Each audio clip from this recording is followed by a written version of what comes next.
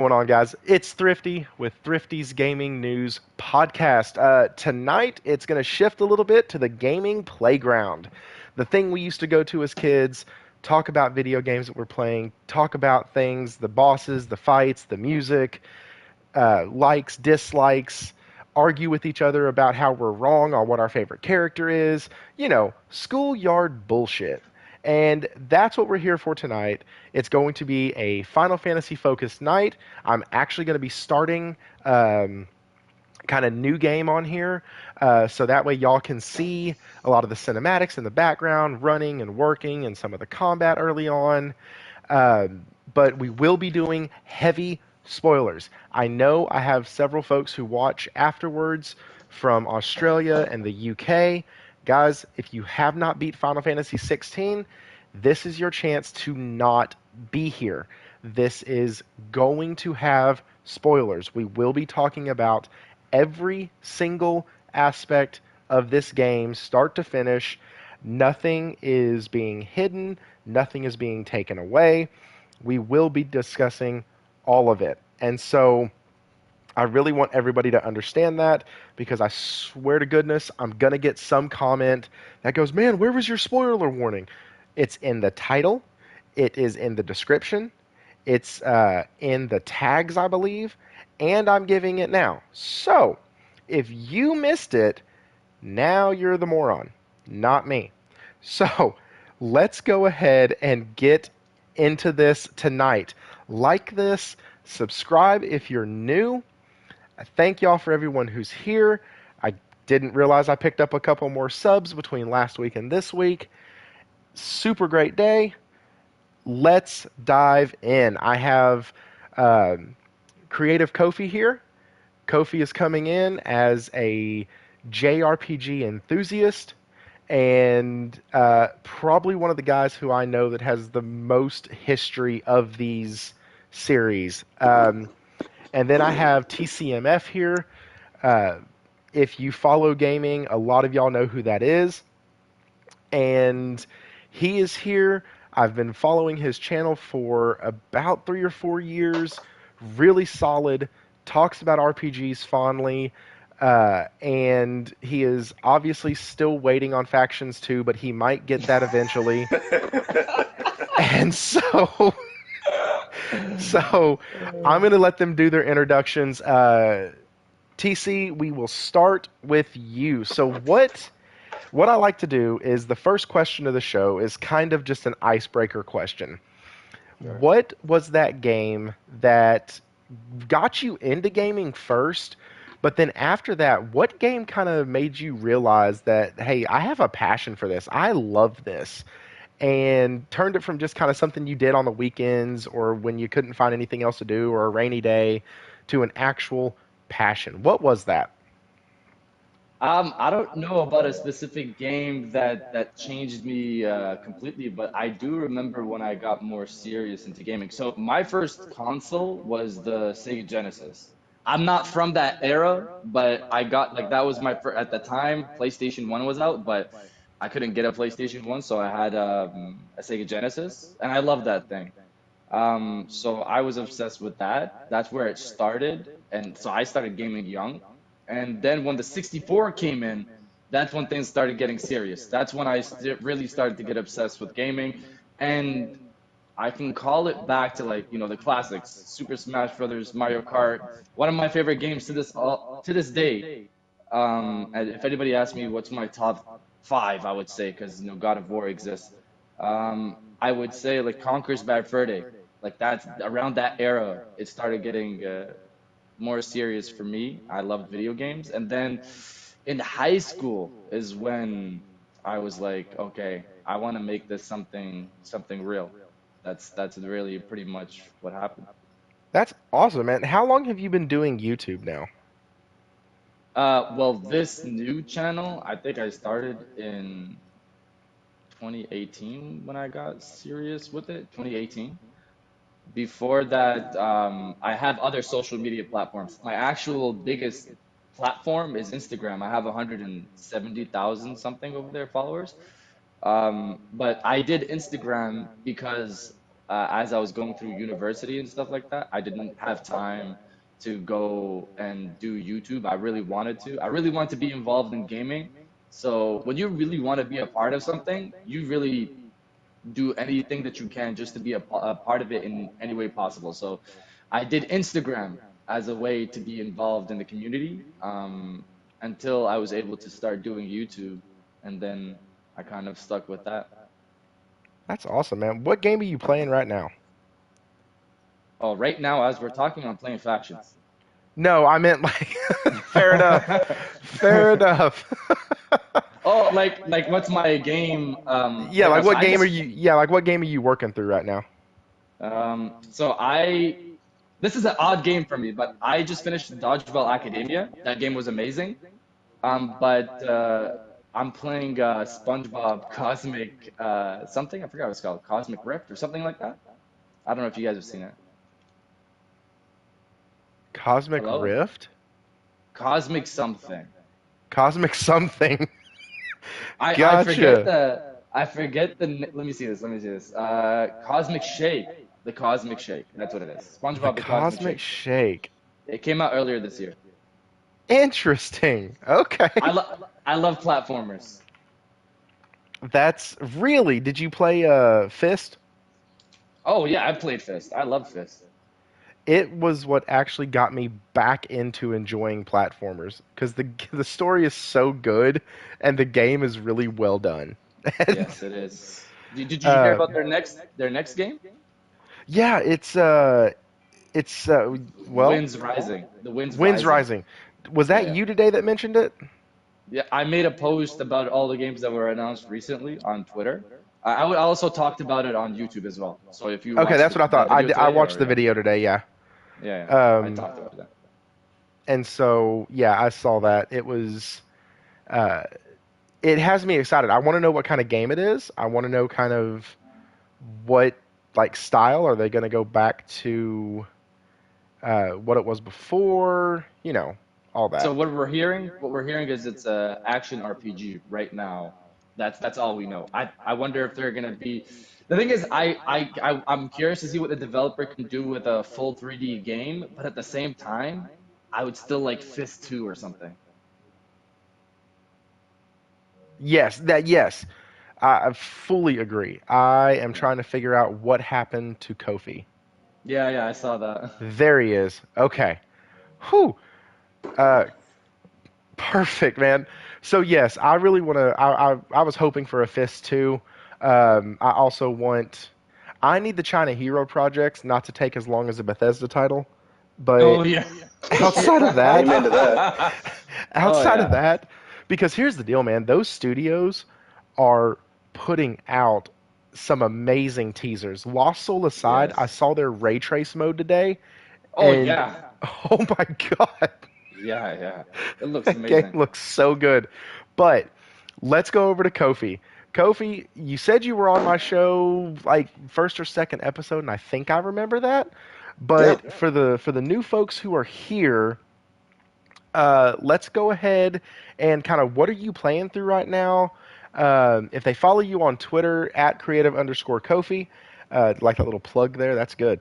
And then if they follow you on Twitter, they can obviously see what you're playing now. But if they don't, what game are you into right now? And what game turned gaming from a hobby to a passion? Man, oh, I love these questions. So, I'm currently playing a Souls-like game with guns called Remnant 2. It is the sequel to, I think, the 2021 game. I'm trying to remember the year, called Remnant from the Ashes.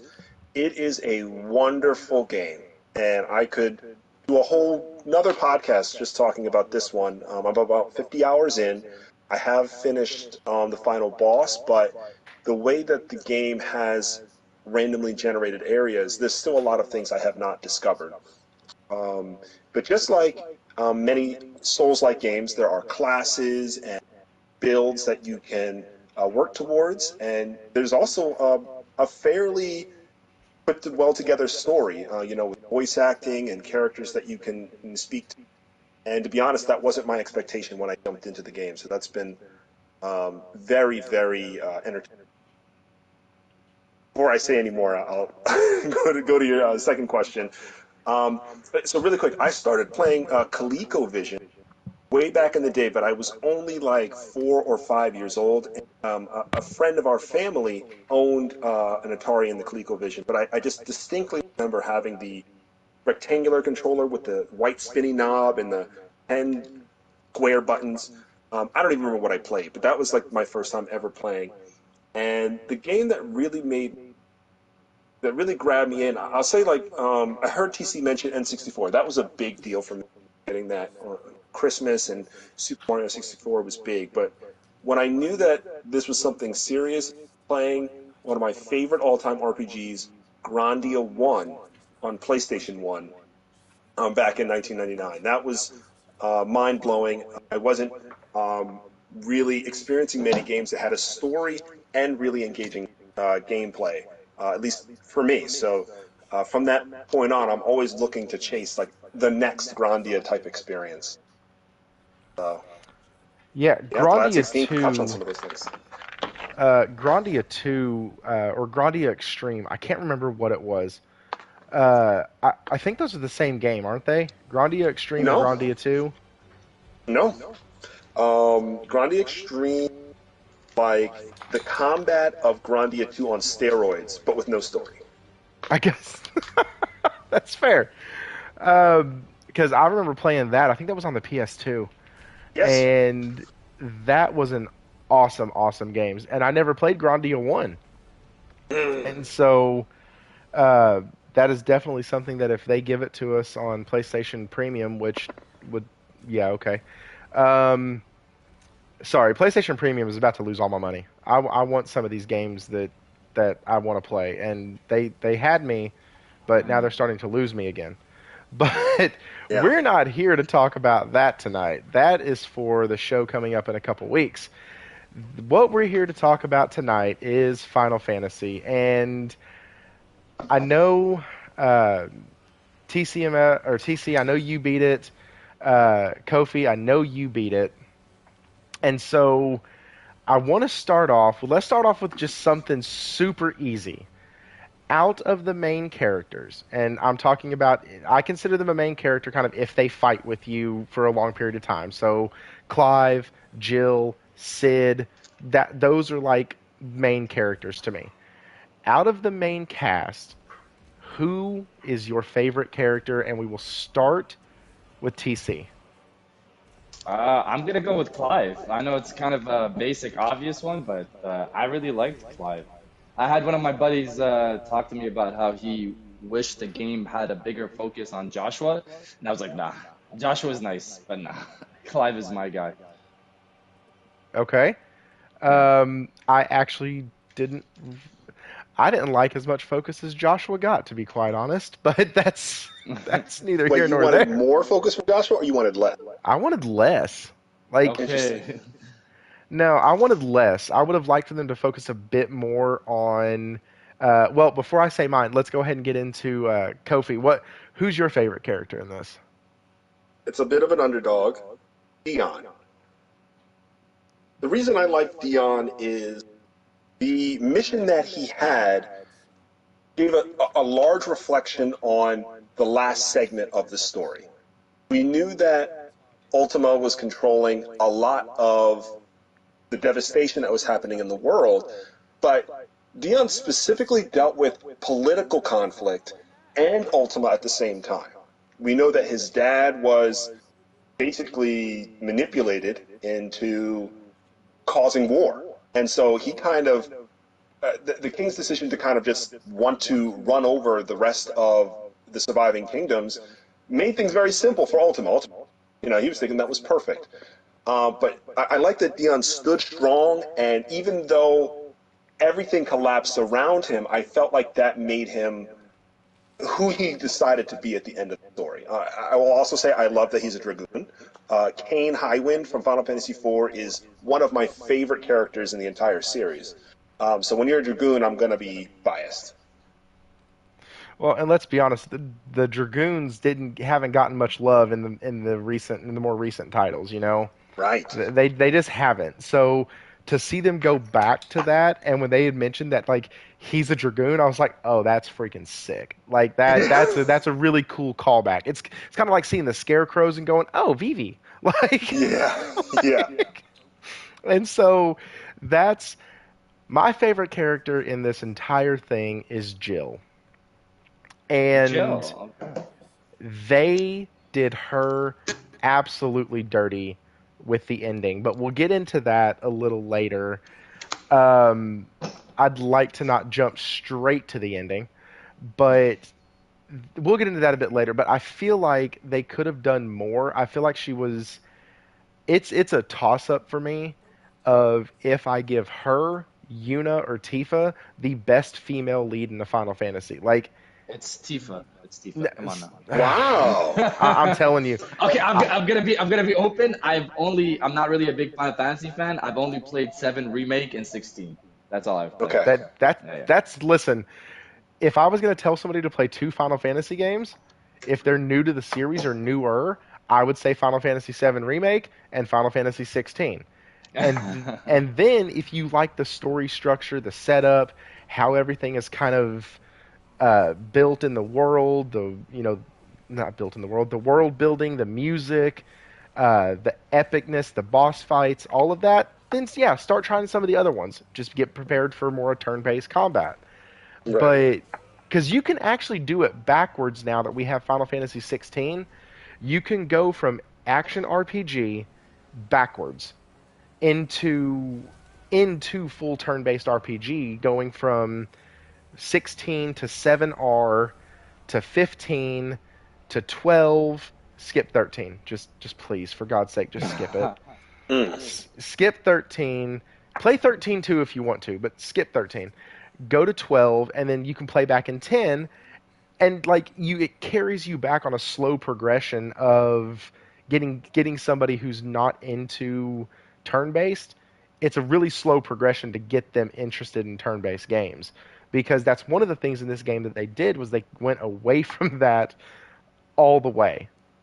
But with regard to Jill, I thought that her story, her arc, and everything were really, really well done until the very end, where they made it like brothers unite type deal.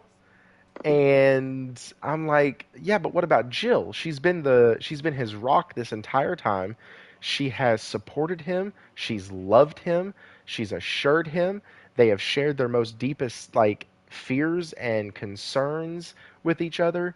And then she's sidelined for the final battle. Like, to It's also interesting because they try to make it seem like Clive, you can't do this on your own type of thing, and then next thing you know, Jill's on the kickback. Yeah, I can see and where you're then coming from. and then hey Clive, you got to do this on your own. Yeah, yeah. And so I absolutely, and I posted this onto my Twitter, that she is fighting Tifa for the number 1 spot. And then I was like, well, damn, I can't discount Yuna. Yuna, Wow. that character was written so well for that. She was a little stiff, but she was stiff because, anyways, we're not talking about 10. I could do a whole nother show on 10. But so that's kind of mine. What's y'all's thoughts on that, Kofi? I hear you saying like, "Whoa," and what? Like, so what? No.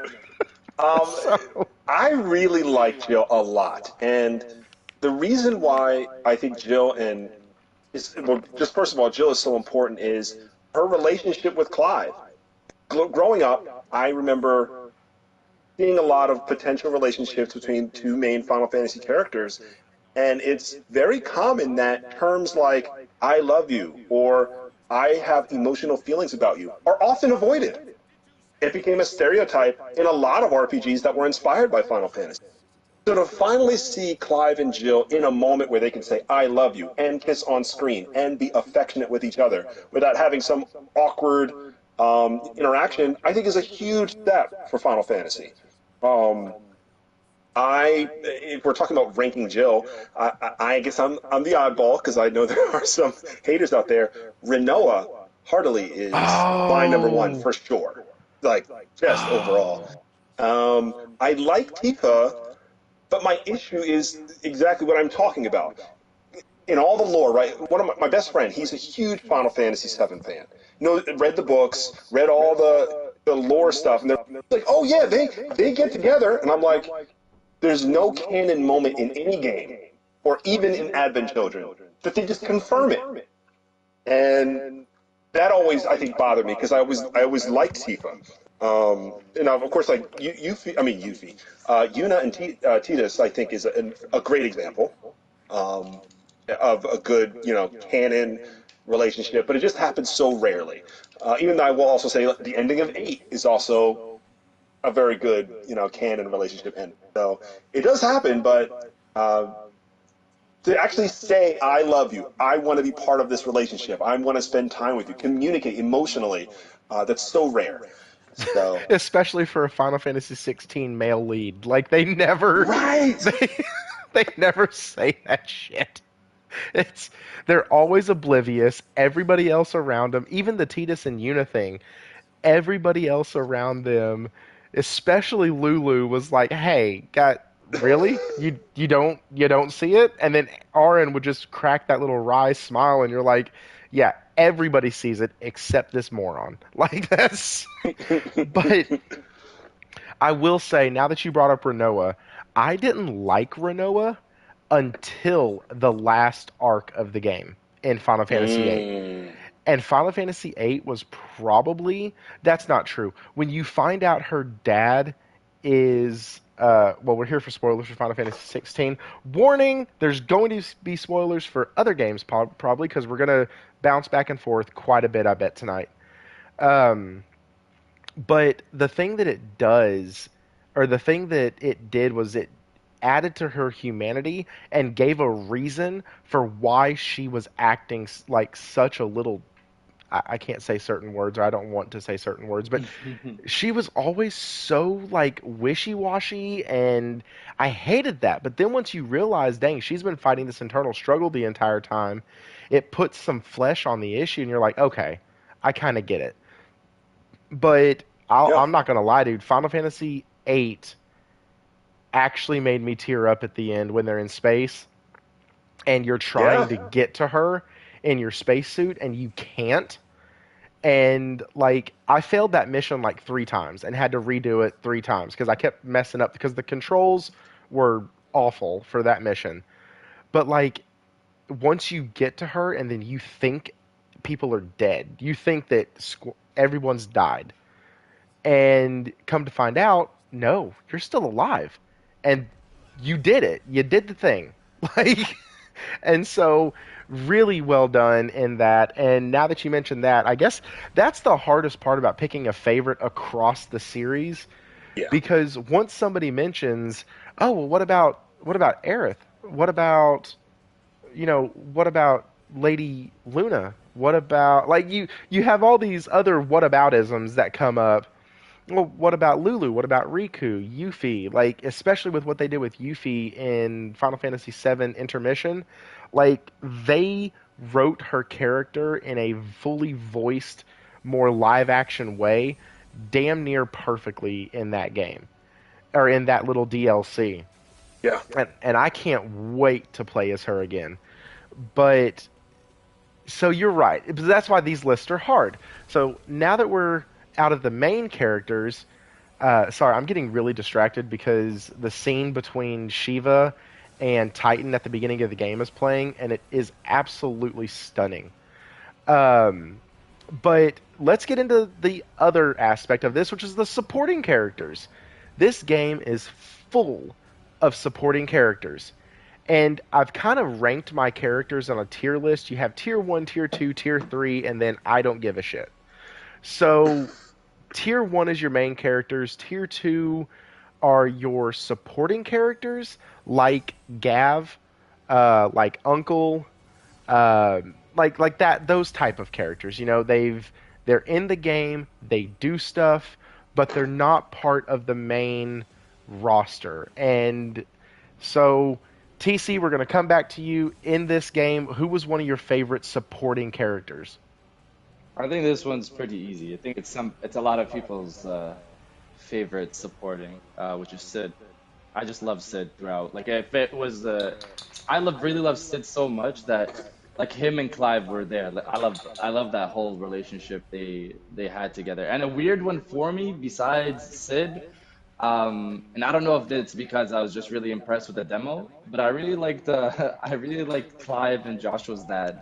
I don't know. It was just like what am I? A Ned Stark moment.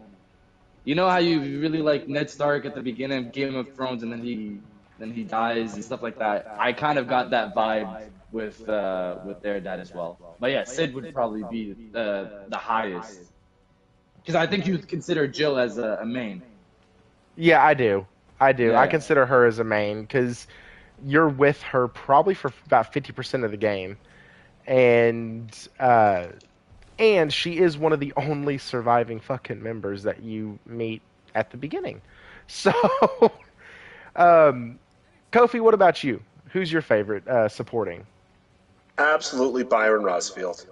I By think the reason why I think Byron worked for me so well is at the moment that I discovered he was an existing character and family of Clive, I felt very down about the events that had happened. I'm like, man, it's just death after death after death. And, the world is gloomy. And that setting was very impactful. Like, it was written in a very impactful way. So when I finally realized that Byron is this enlightening character that grounded Clive, right when Clive first met him, and he did I guess it was like a sword dance exhibition that they had practiced when he was younger. It just kind of leveled the I guess the emotional down I was feeling from the story. I said, wow, this guy's really charismatic, brings value, and he's funny. He's just so charismatic. So I laughed every time I saw him, and he wasn't just useless, comedy. He was always trying to do something, whether he needed to pay money to Clive or he needed to find Clive information, or sometimes he gives indirectly Clive gets quests through him. So that was really great. Yeah, he provided a sense of levity to a moment of the game that desperately needed some levity. Like it, it, yeah, because I agree, man. I'm like, damn, what else are they gonna put us through? This is pretty shitty. Like, why is it taking? Why are we going through all of this? And then, like, they bring him in, and what I appreciated was it wasn't like he was over the top. He was like nuts, right? And he's crazy. He's the fly by the seat of your pants. Oh, he's the fun uncle. But his character wasn't written and wasn't voice acted in like a cringy way, right? It wasn't one of those like, oh my god, you're really. It wasn't a Barrett from Final Fantasy VII, right? It I wasn't like that. Barrett. I like Barrett Yeah, too. I do yeah, I don't know, too, yeah. but he's super over the top. Like, Yeah, he is. But that's a part of the cheese. I like the cheese. I don't know. you like the cheese, fair enough. Yeah. So my favorite is actually it's gonna be kind of out of left field, but his story arc at the end would make any grown man or stepfather or somebody who really like loves their kids just step up, Oh, I do know and you're talking about. it's Gav. Gav was a just annoying little scout side character at the beginning of the game, and by the end of it, man, he's grown into this guy that sees this woman in trouble, just had a kid, husband died. Remember, we're in medieval times, right? So everything ran through the patriarch of the house, of the home. And so the husband passed, and now she was going to be left with nothing to take care of her and her baby. And Gav, they take this whole long journey back, which, by the way, real quick, I hate the way they did like they took this whole long journey back and they kind of developed this relationship and he's going to now be the father of the baby. But like I traveled to and from that place in 3.5 seconds. How did you have long enough to have this whole conversation and realize that you were going to step up and be like anyways, that's just a minor annoyance and I know games and movies do that kind of stuff all the time, but I'm like, man, that's the explanation we get. Okay, cool. But Gav and that last scene where he's sitting there looking and like he looks down and he has such a conflicting moment when Jill runs out of the room sobbing and he's sitting there so overjoyed that he's going to be able to help raise this child, to be a father to this child and take care of it. And then like he's also trying to hold in the fact that he has just lost somebody who is a dear friend of his. They've been together for almost 7 years, 10 years, I think, at that time. So you had the 5 year or 3 year jump, 2 year, I don't know, 5 or 7 years, I think. And like he's grown into like one of his right hand men. And so like just the whole setup for that side character was so well done. And it made me happy to see that a side character was given so much care and attention, and that arc just really, really surprised me. Um, so yeah, that's mine. It's out of left field, and it was between him or Goots, because Goots Good. Goots made me laugh every freaking time he was on screen. And then I felt bad that I was laughing because I found out that he was like autistic or had Asperger's or something. They actually wrote his character like that. Uh, and so I was like, oh crap. So he's like actually struggling with this stuff. And oops. So, I mean, anyways, they kind of wrote it in a way that's amusing.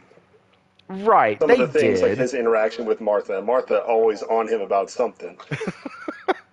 I mean, not Martha, Karen. Karen. I keep.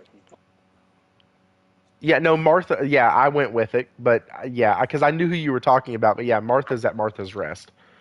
Um, so let's get into the next question. What what did you think of the side quest, and what was your favorite? Start with what was your favorite side quest first, and then we can move over into what you think. And we'll start this time with Kofi. Oh man, this one I definitely struggled with because I didn't want to forget a really good side quest. I would have to say the one that was most impactful was before Sidolphus passed and 5 year jump when Clive was. I'm trying to remember the area he was at. I think it was I'm forgetting the region, but there was a young girl who was looking for her pet. And long story short, you end up finding that her pet was a bearer, was doing, tasks for her and using magic and slowly turning to stone. And Clive ends up discovering the stone bearer as they had extinguished all of their energy. And the young girl had no perception of the value of that bearer's life as an actual living being, only as a tool. And so when the little girl saw the bearer turn stone, she just goes, "Oh my gosh, what a waste! I can't believe this bearer is here wasting my Mm, time. Like, get up, or I guess you're just better left here." And it kind of triggered Clive to confront her and say, "Do you realize that just because they're turned to stone, they may not necessarily be dead?" And this is like a hell experience for the bearer. And the little girl was just like, her mind was blown. Like in the conversation, you could tell. I thought that was really a great way of getting us into the world in immersion. To start to experience people turning to stone. And even like, this is a main quest, but when we first find out that bearers can turn to stone through the use of magic, that really like started to affect me. Like, I was like, oh wow. I think of all the Final Fantasy games where people just are casting magic willy nilly, right? Bio, fire, and here now, as a bearer, it can really end your life quick and give you a lot of pain. So I thought that was a very nice twist. yeah, yeah. That's not mine, but that was one that, and you got to see Clive's like anger come out in that one. Like it wasn't brushed off to the side. He actually talked to her in a very stern but almost non like no, he tried to be stern and non-frightening at the same time. And so Right. it was really, really well done with the dialogue and the acting choice and the emotional choice that they chose for that particular scene. TC, what you got, man? What was the side quest that stuck out to you? So this is a question that's I'm gonna be a flop on because I didn't really get into the side quests. Side quests for me, and depending on some games, it's not really something I get into unless it really pulls me in. So like Horizon Forbidden West, I love their side quests, but if it's I've heard some people tell me that some Final Fantasy 16 side quests are really great. But I don't know. I didn't really jump into it. I focused on the main story. The only one I Okay. did because I wanted to was because I realized that you have to do a side quest for it was to get what's his name? I forget what's what's Ambrosia? his yes to get that. I had to do that quest to get him because I realized I'm like okay when do I get the what are they actually called? The Chocobo. The chocobo. Yeah, I'm like, when do I get the chocobo? I'm like, I've seen it in the trailer, and I was late into the game at this point. So then after I Googled it, and I'm like, I have to do a side quest for this? Okay, so I did a side quest. I got him. But I will say there was a limitation in Final Fantasy 16 that I didn't like, where I've mentioned in my review. It's the running. They limit you in running depending on where you're going. They kind of just give you areas where you can run, and I didn't really like that. And Ambrosia, when you use the chocobo, I didn't. It didn't really feel that much faster than running with Clive. I don't It know. didn't. Maybe, yeah. Okay, maybe I thought I was paranoid. I'm No. like, No, it wasn't like, just you. I yeah, I'm like, actually legit. tried to time it to see like how long it I took wanted to do me. something like that too. But yeah, But I did that side quest just mainly for that. But hearing you guys talk about some of these side quests almost like emotional, I'm curious. yeah, so don't be too curious because my favorite side quest was closely related to that kind of quest where and this is what I posted on Twitter when I talked about how I felt like it was like drawing from the Bloody Baron of The Witcher 3 because it gave me that kind of like angst and anger towards a character that I literally haven't felt in a long time except for the Bloody Baron side quest. In a side quest, that is. And it was when you go down, the guy says wolves are attacking his son, and you have to go down. And what you find out is the only reason he sent you was because you were a bearer. And the wolves were meant to come and attack you and kill you as entertainment and sport for his son. Oh wow. And he would Wait, have was the, this in Martha's Rest? I believe so. It was right outside Martha's Rest, if I'm not mistaken. Yeah, okay. I'm sorry. And like you go down there, you save the boy, and the boy is like, "Well, that was no fun. They were supposed to kill you." And I'm like, "Wait, what?" I was so hoping. And they don't let you kill the guy at the end, but at the end, the wolves do kill him. So it's you do get some Satisfaction. sense of I remember that. satisfaction, but I was so hoping that Clive was just going to pull that freaking sword out and just shove it up out in his neck and out the back of his or in his throat and out the back of his neck. Like, I wanted it gruesome, I wanted it bloody, and I wanted him to just die. And I haven't felt Jill would have that. done that. Jill straight up would have done that. 'Cause- but it was those quests like that that were so impactful, especially early in the game, before the 5 year jump. And I think after the 5 year jump, and because I'm talking, guys, I'm just going to hold on to this screen for a second. But here, look at the pretty clouds. Because of the 5 year jump, after that, it felt like all of the side quests were flat. Like I Oh wow. no longer Really? cared, dude. As a matter of fact, remember when you After told the me, jump, you're saying they got more flat. yes, after the jump, Wow. you get a couple cool ones, like the one in, I call it the Aladdin city because it reminds me of Aladdin every time. but the one with the blacksmith and I can't remember his name. Oh, And Blackthorn and his rival. no, that actually, I hated that one. That felt, it was cool for Blackthorn because you've been with him the whole game and kind of seen what's going on and his story progression and his character progression. So it was cool on that end, but it just felt like that whole city felt weird because it was like you only did a couple things there. You didn't really have to visit it much again. And it was just interesting to me that they would throw another city in and not make it like a Martha's Rest where you're constantly going back to it, especially that late in the game. But the other one that I kind of liked was the one with the brother and sister. The sister is kind of the head of a portion of the city, and you got to go save her brother, which I know. You save a ton of people in this game on the side quest. I swear they have like 8 different side quest Oh, you're modes in talking this about game. Dalmekia in Dalmekia. Yes, and you bring them Yeah, back, I and know what like you're talking about. they start bickering and fighting instantly.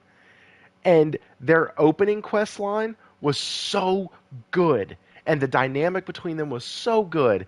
And then their later quest lines were just like, okay, yeah, go kill these things. Okay, go find this guy. Wait a minute, are Okay, we talking about the same brother and sister I think in Dalmekia? there was only And one brother and sister. so the final quest. When did you think of their final quest together? And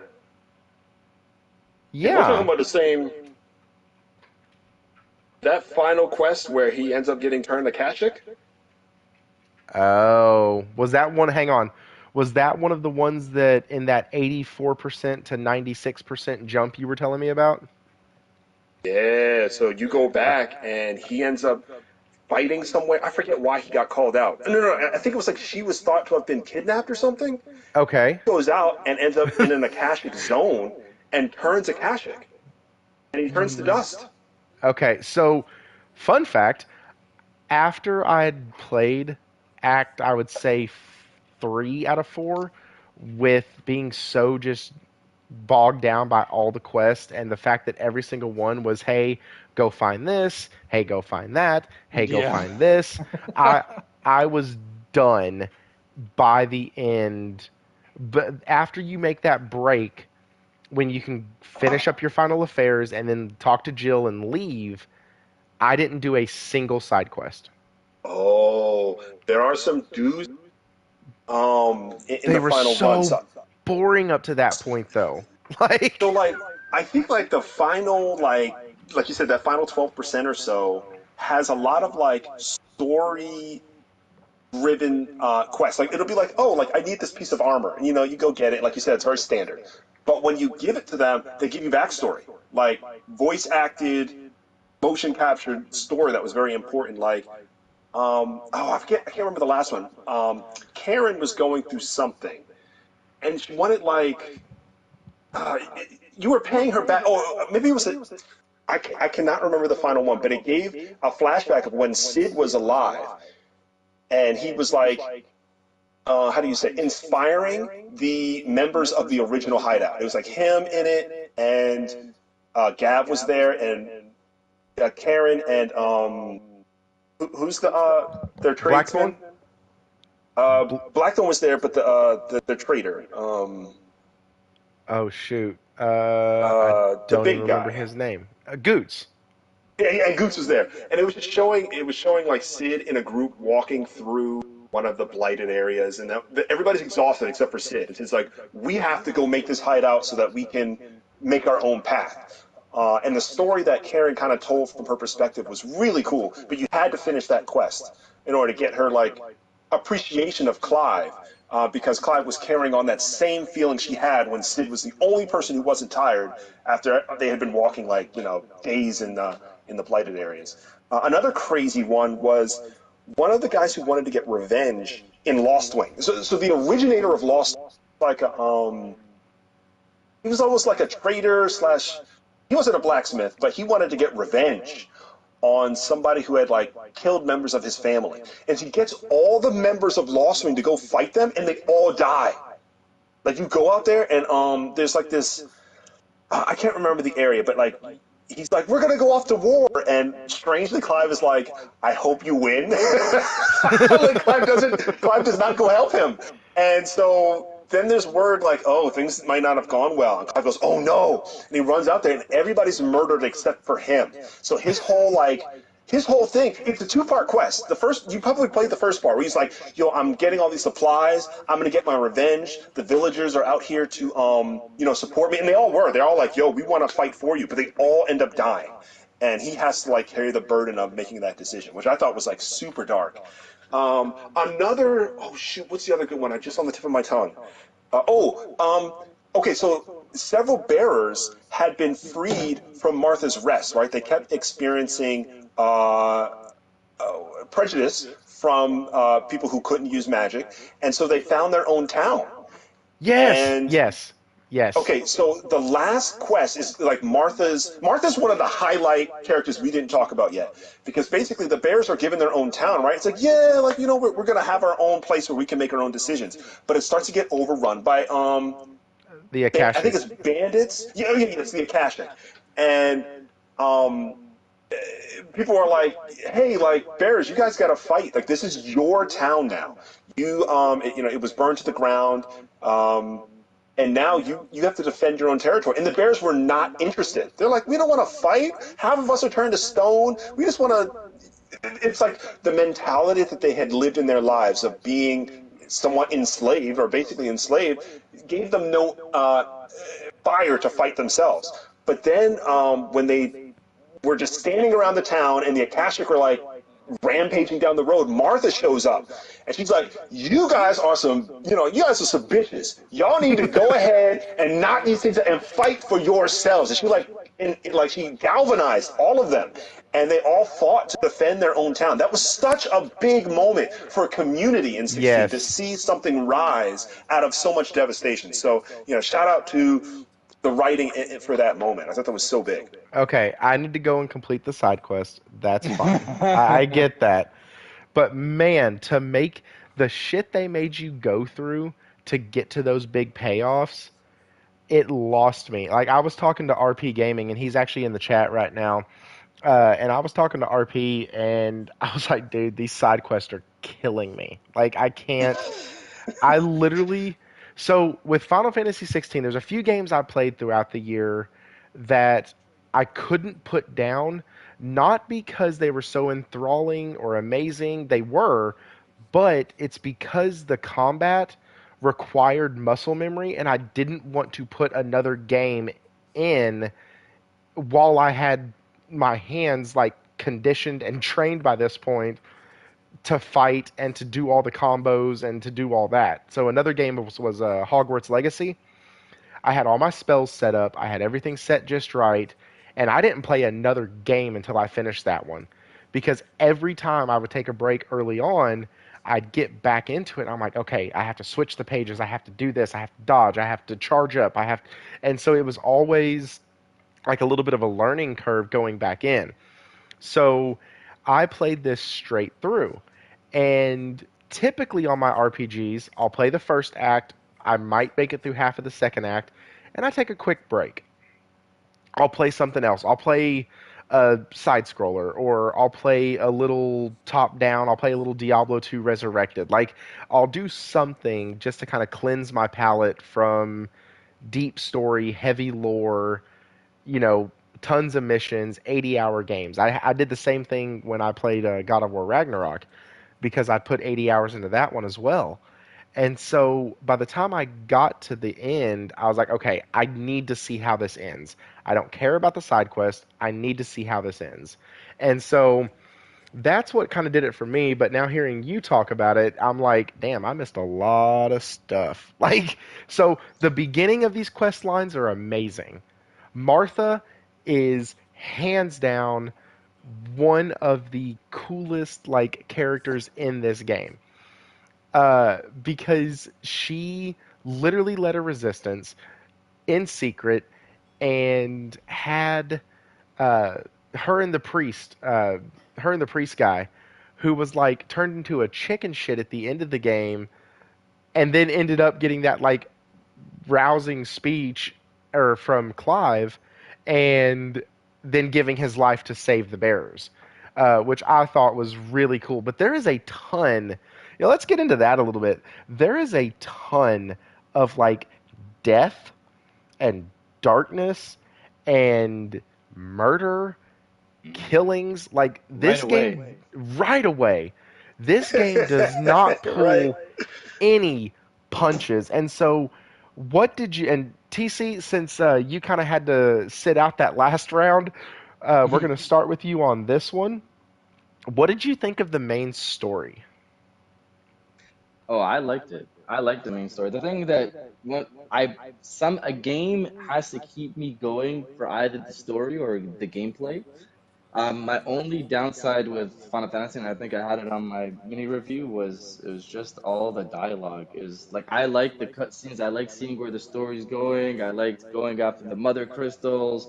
I liked all of that at the beginning. There was a revenge, and you're like, oh, his brother is alive. I'm like, I know that's his brother. Oh, he's alive. And then you're going through all of these little areas and villages, and you have like these. I don't want to say filler arcs, but like when you watch an anime, they have like they're going on a big journey, but then after they have a little journey through this village, they're doing stuff here. Like one of them was I forgot one of the villages like they were arguing with each other, like two groups are arguing with each other what to do with the resources, and then there was rebels out there, so it's either they fought the rebels or they fight amongst themselves and they lost. It's like that whole bubble was just there as a part like it was a part of the main storyline, but it was like a side story in that main story. So I liked having those moments there throughout the game along with the big arc of fighting all of these amazing bosses, and the overall goal of Sid's goal. Well, I guess Clive is also Sid, but Sid's goal of taking out the mother crystals and then fighting Altamont, and that whole situation. But I like the story. Just so much dialogue, it's ridiculous. I have a friend who loves Final Fantasy, and he's played every Final Fantasy game. He loves Final Fantasy. He's obsessed with Final Fantasy. I have two friends who are like that actually. Um, but he's like Final Fantasy just generally has a lot of dialogue. Um, and I don't know, maybe I need to get used to it, but 16 had so much dialogue, it didn't need it. It's way too much. Okay, so on one end, yes, I would say if you're going to get into a Final Fantasy game, you should probably just expect that. That's just something about them.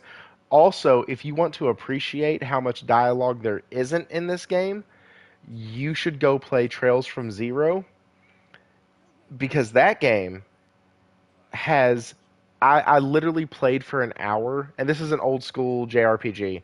I literally played it for an hour and didn't do anything but talk to people.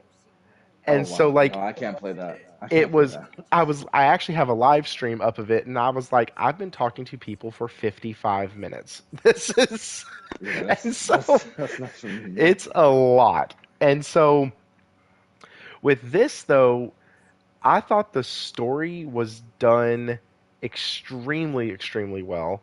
Um, I do agree a little bit with you. Some of the forced dialogue sections, I wish they would have kept it to like the main characters and then the main heads of the Yeah, regions. like Does that make if you're if sense? you're if you're gonna one of my favorite games that does open worlds to me really well is Ghost of Tsushima. And Oh, Ghost of Tsushima's main campaign, it's that they have side stories that you can get involved in, but you can focus on the main story and play through that whole thing, and you'll have an amazing time. I would say do some of the side missions, especially the mythic ones. Those were amazing. But whatchamacallit, with Final Fantasy, there was like some missions. I don't. Sometimes I just hated coming back to the hideout because I had to talk to four different people across different parts of the hideout just for the sake of talking to them, and I'm just like, come on, man. Do I really need to do this? There's times where when I got back to the hideout, I just ended the night. I just stopped playing and I came It back. can be I came overwhelming back. because you'll get back and it'll be like, hey, 7 new quests. And you'll be like, Yes, like oh. I gotta talk to this dude. I gotta talk to this guy. I gotta talk to. I'm like, yo, do I really have to talk to three people, man? Just tell me the plan. I don't have to talk to him, and then you come back to you. Come on now, come on now. We don't gotta do that. They didn't need to do that. I don't know why they felt the need to. The thing about it is, it bothered me so much because I'm like, there's so much good in here. The main story, I love the fucking characters, the gameplay, I adore. Of course, it's very similar to God of War, so I really enjoyed it. And it's just like you guys have so much extra bloat. Just cut some of that off, a good chunk of that off, and you'd have an overall like for me personally, I know you guys love Final Fantasy, so it's already top tier. I really enjoyed Final 16, but it would have been like really top tier, just like I would have been just blasting through the game. Um, but just the conversations, oh my good, some of the main missions felt like side missions. I don't know why they felt the need to do that, where it's like, hey, we'll go get some garlic. Come on, man, I'm really gonna go to the market and get some garlic. We were just talking about going after these mother crystals. What are we doing here? And it's just I thought you were going to say something else when you said mother, and I was like, oh, okay, cool. no, We're no, going there. Awesome. no. But yeah, overall, I know I rambled on there, but overall, I definitely did enjoy the main line story when it focused on that. Yes. Okay. That's kind of where I am on it. S- some of the built-in main story fetch quest bothered Yeah. me, but I Yeah. also play RPGs and JRPGs, and I've grown accustomed to those. But I couldn't tell you how many times I was like, "Oh man, can we go back to seeing what's happening with Benedicta or what's Yeah. happening with Hugo? Can we get to those? Can we get to the royalty scenes, the stuff between Dion and his stepmother and his father? Like those were the scenes that really like Oh, had me engrossed. Clive's mom had my blood boiling. I hated that. I hated that woman. My goodness. She is one of the best Yeah. non-villains I have ever seen in this series. True. She's good. Yeah. And She's so, good that you love to hate her. oh, Yes, you and love to man, hate her. that creepy shit that she did with her second child or her second son, where like he would always lay over her lap, Oh that yeah. was the creepiest crap I have ever seen, and it made my skin crawl every time I Isn't saw that it. pulled from Game of Thrones? I don't know if it was one of the kids in Game of Thrones. You know, what's his name? He was supposed to be. He was that crazy kid's. You know that crazy king, that little crazy king that was like killing people and got slapped by Tyrion. Tyrion's nephew. I don't know if you Okay, guys watch Game of Thrones. I I, I Oh, I don't. don't watch Game of Thrones. Sorry. Okay, so this game is it's pretty inspired by Game of Thrones. If you watch Game of Yes. Thrones, it's pretty inspired by Game of Thrones, which I like. When I heard about that, I'm like, yes, it's definitely inspired by Game of Thrones. But in Game of Thrones, you have a kid like that. I forgot who it was, man. I forgot who it was, but you have a kid like that, and that's who this kid reminded me of when I saw scenes like that. It was just so annoying. And that means, so if you can make me hate a character not because they're the big bad that I'm supposed to fight at the end, but just because you've written Yeah. them so well and the acting of her and the animation and her dead, lifeless face, like she always looked creepy and evil and menacing. Like you could just tell that from the beginning. But the way the main story carried, and I think if it wouldn't have had so much forced dialogue, like I I, I love the main story. I know I'm giving some Yeah. critiques on it right now, but I do think it is a well written story, except for the ending, but we'll cover that in a little bit.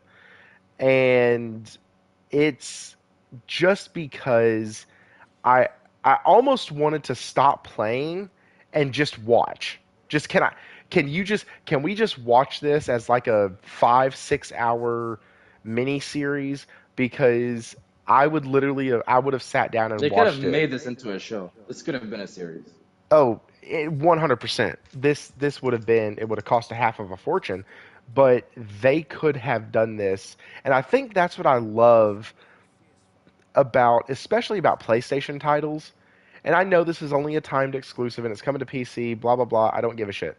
It's a PlayStation exclusive right now, and their titles could be and will adapt further on into good TV series, Like, good movies, because the stories aren't video game stories. They are just good stories. Does that make sense? Like they're not doing it in a way where they're just making it for a video game.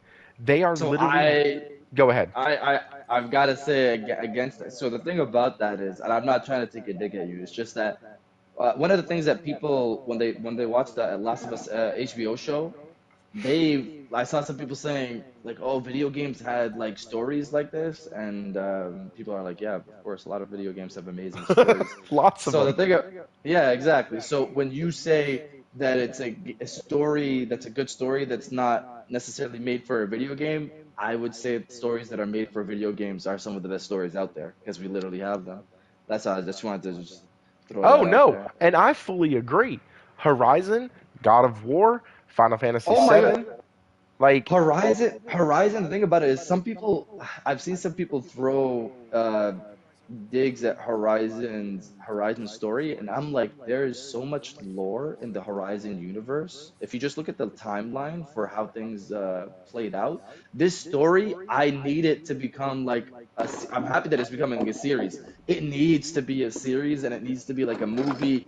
I can understand why Sony's putting more emphasis on the Horizon universe because there's just so much lore here, and it's such a unique and interesting story about the end of the world, the Gaia program, and well, Zero Dawn, but the Gaia and all of that, and they had to reproduce humans, and they did produce, I mean, reproduce like bring the world back, and they did produce it, and then they killed everybody off to make a new version of it, and then humans came back, and they're rediscovering, and it's robot dinosaurs, and like this whole.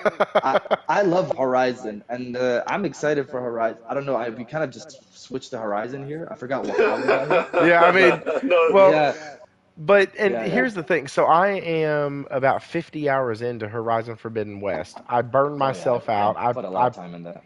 Yeah, I burned myself out real bad on that game. I basically put in 50 hours in it in 2 weeks, and that's with a full-time job, a wife and two kids, and a church that I Ah, help out with. And so I literally, by the time I was going after the second main program, I was like, I need a break mm. because the game lost its enjoyment because I had just mainlined it so much so fast. But I got to the you big only did reveal. on the you only did the main story. I spent so much time doing side stuff. No, no, no. I said I only got to the point in the main story where you get the first program, you get the little hideaway thing, and you find out like you have your run in with what I'm just going to call the ancient ones, and because this is a Final Fantasy XVI spoiler night, I don't want to ruin Horizon Forbidden West as well. Yeah, yeah, like, yeah. Really quick, I but will throw out there, TC, I'm much with you, man. I adore Horizon. So I got the Yeah. platinum for the base game, but I'm only about halfway through Burning Shores. I gotta Oh, finish that. so Forbidden West, you got the platinum. You're doing Burning Shores now, the DLC. Correct, yeah. So you weren't talking about Zero Dawn. I'm sorry, I do have the platinum in Zero Dawn, but I have the platinum in Forbidden West as well. Okay, yeah. See, the thing is, I personally don't care about trophies, but Forbidden West is one of the few platinums I have. That's Mm. the Forbidden West is one of the few platinums I have because I just didn't want the game to end. I think I had like 80 to 100 hours. I didn't want the game to end. The previous feeling I had similar to that was, and this is not maybe for a lot of people, was Ratchet and Clank Rift Apart. Mm. Um, such a good so game. I love Ratchet and Clank Rift Apart was my Gotti for 2021. I know people love Returnal. I played Returnal as well. Great game. But Ratchet and Clank, again, I mentioned earlier on, I'm a fan of platformers. So I did. I did everything you could. I spent like, I know it's gonna be a stupid amount of time because people are like, I only spent like 14 hours and I'm good. I spent like maybe 20, 30 hours plus on Ratchet and Clank Rift Apart. I did the main campaign. Played New Game Plus. I whatchamacallit, maxed out all the weapons, not to just level 5. For some people, when you tell them it's max, they level up to level 5, and that's what the game says is max. But then it has an Omega Max level. You don't get trophies for that, but you can Omega Max them. So I did that for all the weapons, got all the Wait, suits, of what? course. Sorry? Really? Yeah, there's Omega. Are you talking about the max thing? Yes. Yeah, there's Omega Max levels. It's like it goes for it's 0 to 5, then you have max, and then I think it's after that goes all the way up to 10. I was just talking about it today because people were like, PC Gamer, I think, put out an article. They're like, we can't recommend a $60 game that's only 10 hours long. And that discussion in itself is so annoying to hear because it's like, I'd rather spend 60 bucks on an amazing 10 hours than 60 bucks on 100 hours of just slogging around and doing just boring nonsense. Like That's fair. Rift Apart. Hear Yeah, that? sorry? No, I said, go I ahead. hear that. Oh, I Yeah, hear that. exactly. Yeah. Yeah, yeah. Okay, so Kofi, what did you think of the story? Highs, lows. What was your thought on it? Um, an emotional roller coaster. And we're back on 16, right? Just to make Yes. sure. Yeah, yeah, yeah. Okay. That Which is was a fine. really hard shift to pull us back in. Which is That fine. was. I also have the platinum in Ratchet and Clank, so I love that Hey. game. But anyway, yeah. So to 16, an emotional roller coaster. We had some of the downs we were talking about, like losing, believing that we lost everyone at Phoenix Gate. Including like Yeah. Wade and Tyler and of course Clive. Um, and then things start to bounce back, right? You meet with Byron, and then Wade is still alive, and uh, of course, animals even survive. Like you see Torgal, and Gav is around. So it was nice to kind of see that post the 5-year jump, there was some hope because once what's his name? So Kupka smashed the original hideout. I was like, yo, what's going to happen? Oh, and another thing that I don't know. I think I'm at what do you call? I'm in the odds here. The 5-year jump was kind of jarring to me at first. Like Yes. Kupka was smashing the hideout, and then it was like 5 years later. I was like, excuse me? And then it shows them like out in Dalmekia, and I think it messed with my brain because their outfits didn't look different. So I'm like, did we really just jump all this time? What have they been doing? Are they going to explain anything? Which they didn't do a lot of explaining. But it did start to feel right when I thought about Sid's original vision. He said things are going to get worse before they get better. And we still saw that. Even 5 years later, after the smashing of the first crystal, the mentality was bears are bears. They don't need to be messing with anything else, except for doing their slave work. So it did eventually work out for me. Um, if we're talking about huge emotional showdowns to me, the original fight between Clive and Hugo Kupka, I thought was just enormous. When Clive walks into the building, after having captured Jill, and then Jill kind of escapes, and Clive still doesn't know who killed Benedicta, and Clive's like, "Yeah, that was me." I Oh was yeah. like, "Yo, these two boys about to die, killing each other right now." And I Wait, love are we the getting into favorite boss battles? Yeah, we can. Yeah. okay, Let's and do I that. didn't Let's I didn't let's mean dive to. into that. he's taking mine right now, Okay, but it is also mine. And really quick, oh. this is for TC. Just really briefly, some of the summons are like staples in the lore of Final Fantasy in many older games. And I always have loved Titan. He was in. I mean, the first time I saw him was in the original Final Fantasy VII, but he's in 8. I don't think he's in 9. Wait, I thought He Final kind of took Fantasy a was all break. different games. Oh, so I think Thrifty, we're gonna have to take one extra question, like just talking about some of the summons that are like Oh, staples of Final yes. Fantasy. I think Absolutely. So anybody touch on so that. what we can do is we can do bosses and summons and just kind of Okay. because they'll both kind of every boss in this game was almost tied to a summon, right? So Yeah. we can definitely do that. So TC, basically what he's talking about is within Final Fantasy, ever since heck Final Fantasy was it 3 that added the summons or I 2? think it was 3. I think it was 3. You've had Ifrit, Shiva, you've had Bahamut, Odin. You've had all of these summons, and those have been, and like Sid, and the Is Final name Fantasy connected? no, but they No. drop Easter eggs from within the series lore in every game. And there's certain things that are like staples. Every Final Fantasy game is going to have a Sid. It's going to have some character named Sid. It's going to have Shiva, Ifrit, although that wasn't always true because there were a couple games that didn't have Shiva. Were they in Um, 7? they I were knew you were gonna say that. I was literally thinking that. I'm sorry. I'm sorry to freak out, but I have a friend who's in the same situation as UTC, where he's only played 7 remake and 16, and I was telling him like, there's Sid in every game. He's like, where's the Sid in 7? I'm like, yo, Sid from 7 is gangsta. You are going to love this man. He's one of the best, and he's a dragoon technically. Is he But gonna be in Rebirth, I guess? he oh probably will yes, be in oh Rebirth. Yes, yes, he's a Okay, I was excited to see badass dude. he's so good. And I I'm forgot sorry. Go he ahead. was a Actually, I dragoon. wanted to I wanted to ask you guys a question. So I've held off on playing Crisis Core because Oh I've God, heard it spoils some of Rebirth or no, something like that. no. So Crisis Core comes before.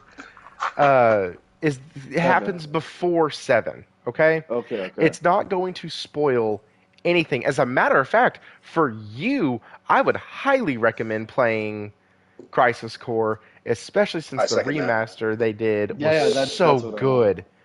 Um, and Crisis Core Reunion gives you the backstory of Sephiroth, of Zack, Aerith, gives you all of it. You get to meet other characters, see how certain people like came into power, see why and what happened with Geneva and the cells and what happens when they kind of lose themselves and I why just need a there's release date. I just need a release date for Rebirth, and then I'll just play Crisis Core Crisis for a Core while. should only take you about 30, 40 hours at most. You say that like Sorry. it's nothing. That's a good amount of time still. Sorry, RPG man. It's just Yeah, it's yeah. Because I'm that's trying to why remember how much I spent on 7 Remake. I think I put a good amount of time in 7 Remake. 7 Remake was more on rails than the series normally is. And so I think I had like 40 hours in that, maybe 35, Yeah, but I it was like didn't 30 to take 40. long. But yes, so the whole Final Fantasy 16 has so like even the name Wade is a throwback and a callback to another character that's been in the games before. I don't think we got a Biggs in this one, did we? We didn't get a Biggs. I didn't see him. I don't think there's a Kofi, big. you would probably know that Trying to better than I think. would. I think you're right though. There's no bigs. And so it's it's just certain things like that, like the High Wind, um, or not the High Wind. That wasn't the name of the ship. I'm thinking of Final Fantasy VII. Um, so Sid in Final Fantasy VII builds an airship. Sid's daughter in Final Fantasy 16 builds an actual ship. So like, and then they kind of hint back to flying ships and stuff in this game, and he's like, "Dang, if we could put a couple more engines on here, this thing could fly." And Mid makes this comment like, "No, we're still several years away from that." But it's like it's a callback because Sid built the High Wind in Final Fantasy VII. So like they interweave certain sections of their Wait, did you just lore. spoil a part of Rebirth? No, I mean it's not really spoiled because it was in a game from 26 years ago, 30 years ago, 27 Yeah, but years ago. I didn't play the original. Let's keep the 7 discussions Let's keep to, this. to the side because You're I gonna have be not. so blown by 7 Rebirth. There's Oh so my much. god. The on cover. Characters you've probably never seen before. Like, oh, Vincent Valentine is Oh, my favorite Final Fantasy character ever. Like, 8 is my favorite game. Vincent Valentine is my favorite character. So when they finally show him, I'm gonna freak out. It's like it's gonna be a yeah. big deal. Yeah, they'll probably give, and I'll just be honest, they're probably going to give him to us in a DLC just like they did Yuffie. Uh, Oh, I hope he's in the main thing, but you might be right.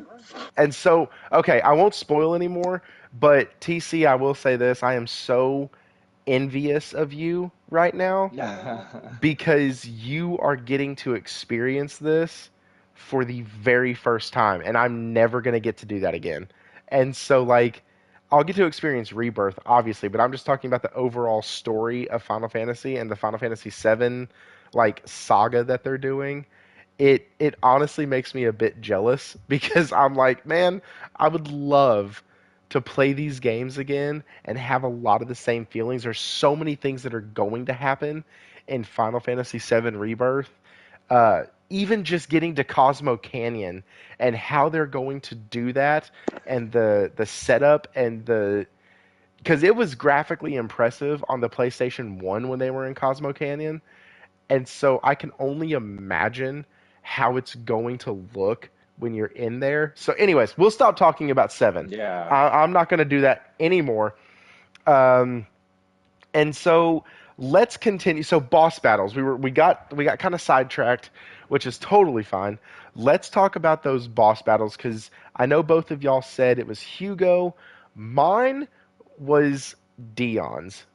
Uh, the Mm. Bahamut fight was a pain in the ass, and I felt so much satisfaction beating him and putting the damn controller down. Like it just, it was one of those.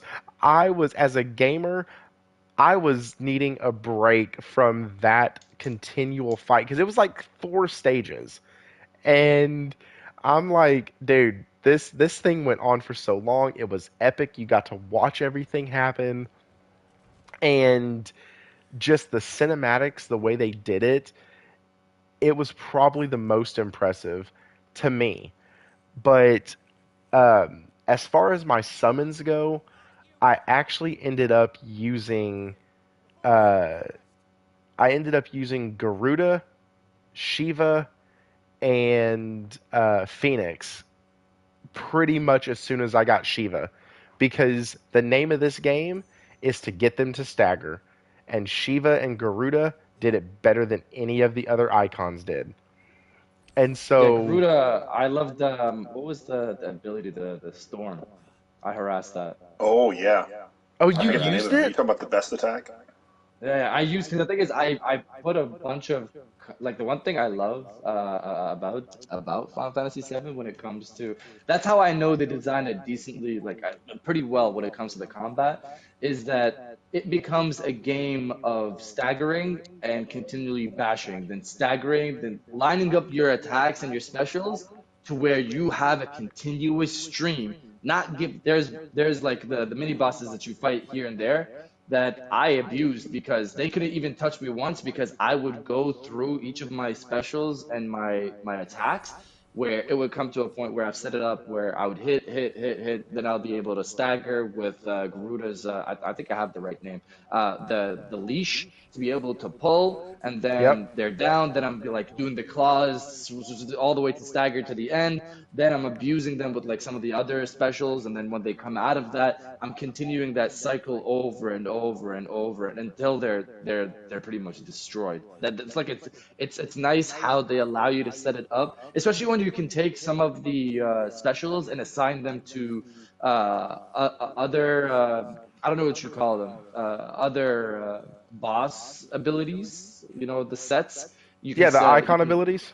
yeah, you can reset some of those abilities to each of the icons, and then it lets you like. I love games that let me mix and match, especially when they allow me to restore all of my points, so I can just kind of just put it all on this thing or put it all on this thing to be able to let me decide how much I really like to play. Do I really like to play with this? I haven't tried this. Let me try this. Yeah, I really like the gameplay. I don't know if you were talking about gameplay. Yeah, the freedom to respec as much as you Yeah. could was just awesome. because there Yeah. was so many times I was like, because I played with oh crud, I played with Titan for a little bit, and I loved Titan's special. Like it's his main attack, the earthquake attack. That Yeah. thing was freaking awesome. But I didn't like any of the rest of his stuff. So then I switched over to oh crud, not Titan. I switched Oh yeah, over to he had a weak what do you call that like defense ability? Not defense. It's the option the where circle for type. ability. Yeah, for him it was just kind of a defense and deflect type of attack, and then yeah, I didn't really like that much. Yeah, it didn't. I liked the ones that let me move. So like Phoenix Shift, and then Shiva's dodge that you had with her. Uh, and you could easily parry with Shiva and then hit her special, and it would literally drain their freaking stagger bar. It was awesome. But I ended up the gameplay to me is honestly the gameplay and the main story to me are what sell this game. Uh, the combat is good. It's fast. It's very responsive. There's not a moment that I feel like I'm either underpowered or overpowered. I felt the game did a really good job of kind of pacing you out and making sure that everything like felt accurate for the level you were. Like, does that make sense? Like, unless you were going back through an older area that you'd already been through, everything that you fought was it felt like a challenge, but it didn't feel like a Souls game challenge. Yeah, Because does yeah, that make sense? Like, yeah, it does. okay, and that's why the Dion fight and the Bahamut fight was so freaking hard because it was supposed to be. They did a really good job of that, and it's one of the things I loved most about the game was that you could go and grind your levels and get up to a certain point and do a lot of stuff with it. Uh, but when you got to your boss battles, it's almost like all that shit went out the window and you just better get good at your controls. Like you got to get good at parrying, you got to get good at dodging, and you got to understand what the icon abilities are that you chose to work with. And the one thing that I hated about the gameplay mechanics, being a Final Fantasy fan, is the amount of items that you can use in a battle are generally over bloated, and you'll have an item that like you might only use 12 of them or 15 of them in an entire game. But this one, they limited you to like 7 or 8 items that you could use. You had a potion, a high potion, an elixir. I'm not going to name them all, but you had like 3 or 4 buff abilities. And that was very strange to me because I'm used to having like, okay, antidote removes poison. There were no status effects in this game. Like, Oh yeah, that's one of my negatives that I had. I would have liked to be like um I would have liked to be able to set up sets of abilities that tackle certain enemies like as an advantage. Like if I had electric power, some enemies would be weak against electricity. Okay, I got to switch to that set, and then or fire or any of those. It didn't really have that. I didn't like the game was still great, the combat was still great, but that would have added a nice touch to PC, I'm muted, but I was clapping for your statement like a Shia LaBeouf meme. Seriously, it. because that as a Final Fantasy fan, what you just described, having specific equipment to deal with situational conditions, Yeah. is like the lifeblood of my experience. I was having this debate with a friend of mine who has really only experience in 16, and I was talking about party management when dealing with certain types of enemies. I'll give you a really great example. In the 16 that you played, I mean, from the enemies in 16, there's an enemy called right, the big plant with the big mouth, yes, Yeah. and it fights you in water areas usually. In older Final Fantasy games, Morbles are terroristic enemies, and their job is to cause you a whole array of status conditions in one shot. You might be blinded, muted, poisoned, maybe death, and if you come in unprepared, you're going to get all the status conditions and you're just going to be wiped out. But the pleasure of going through the process of getting your entire party prepared for how you're going to deal with it. Maybe you'll have ways to cure. Maybe you'll find equipment that, like a ribbon, which is a very famous product or item in Final Fantasy that makes you immune to all status conditions. That'll give you that moment to go, I went out of my way to do some quest to get this setup that my whole team can go fight a Morble and win. And unfortunately, in 16, it's reduced to being able to dodge. That is not what we used to know Morble for. It used to be like, yo, like this thing is gonna get you sick in some way. I might be blinded, so all my physical attacks are nullified. It was a frightening creature in its own way. It's frightening in a different way than a bomb. Where in other Final Fantasy games, if you use fire against a bomb, you heal it. And that thing is still getting bigger. It will blow up in your face and kill your whole party if you don't have ice or some way of hurting it, because it usually was resistant to physical attacks. Like in 7's remake, don't they have status effects? They do. They do. So 7 is a little more simplified than the original 7, but I'm actually perfectly fine with remake. I have really only nice things to say about remakes system, because there's materia and there's like ways you can junction the materia together, that it grows like a combination. So I think that's complex enough that I'm happy.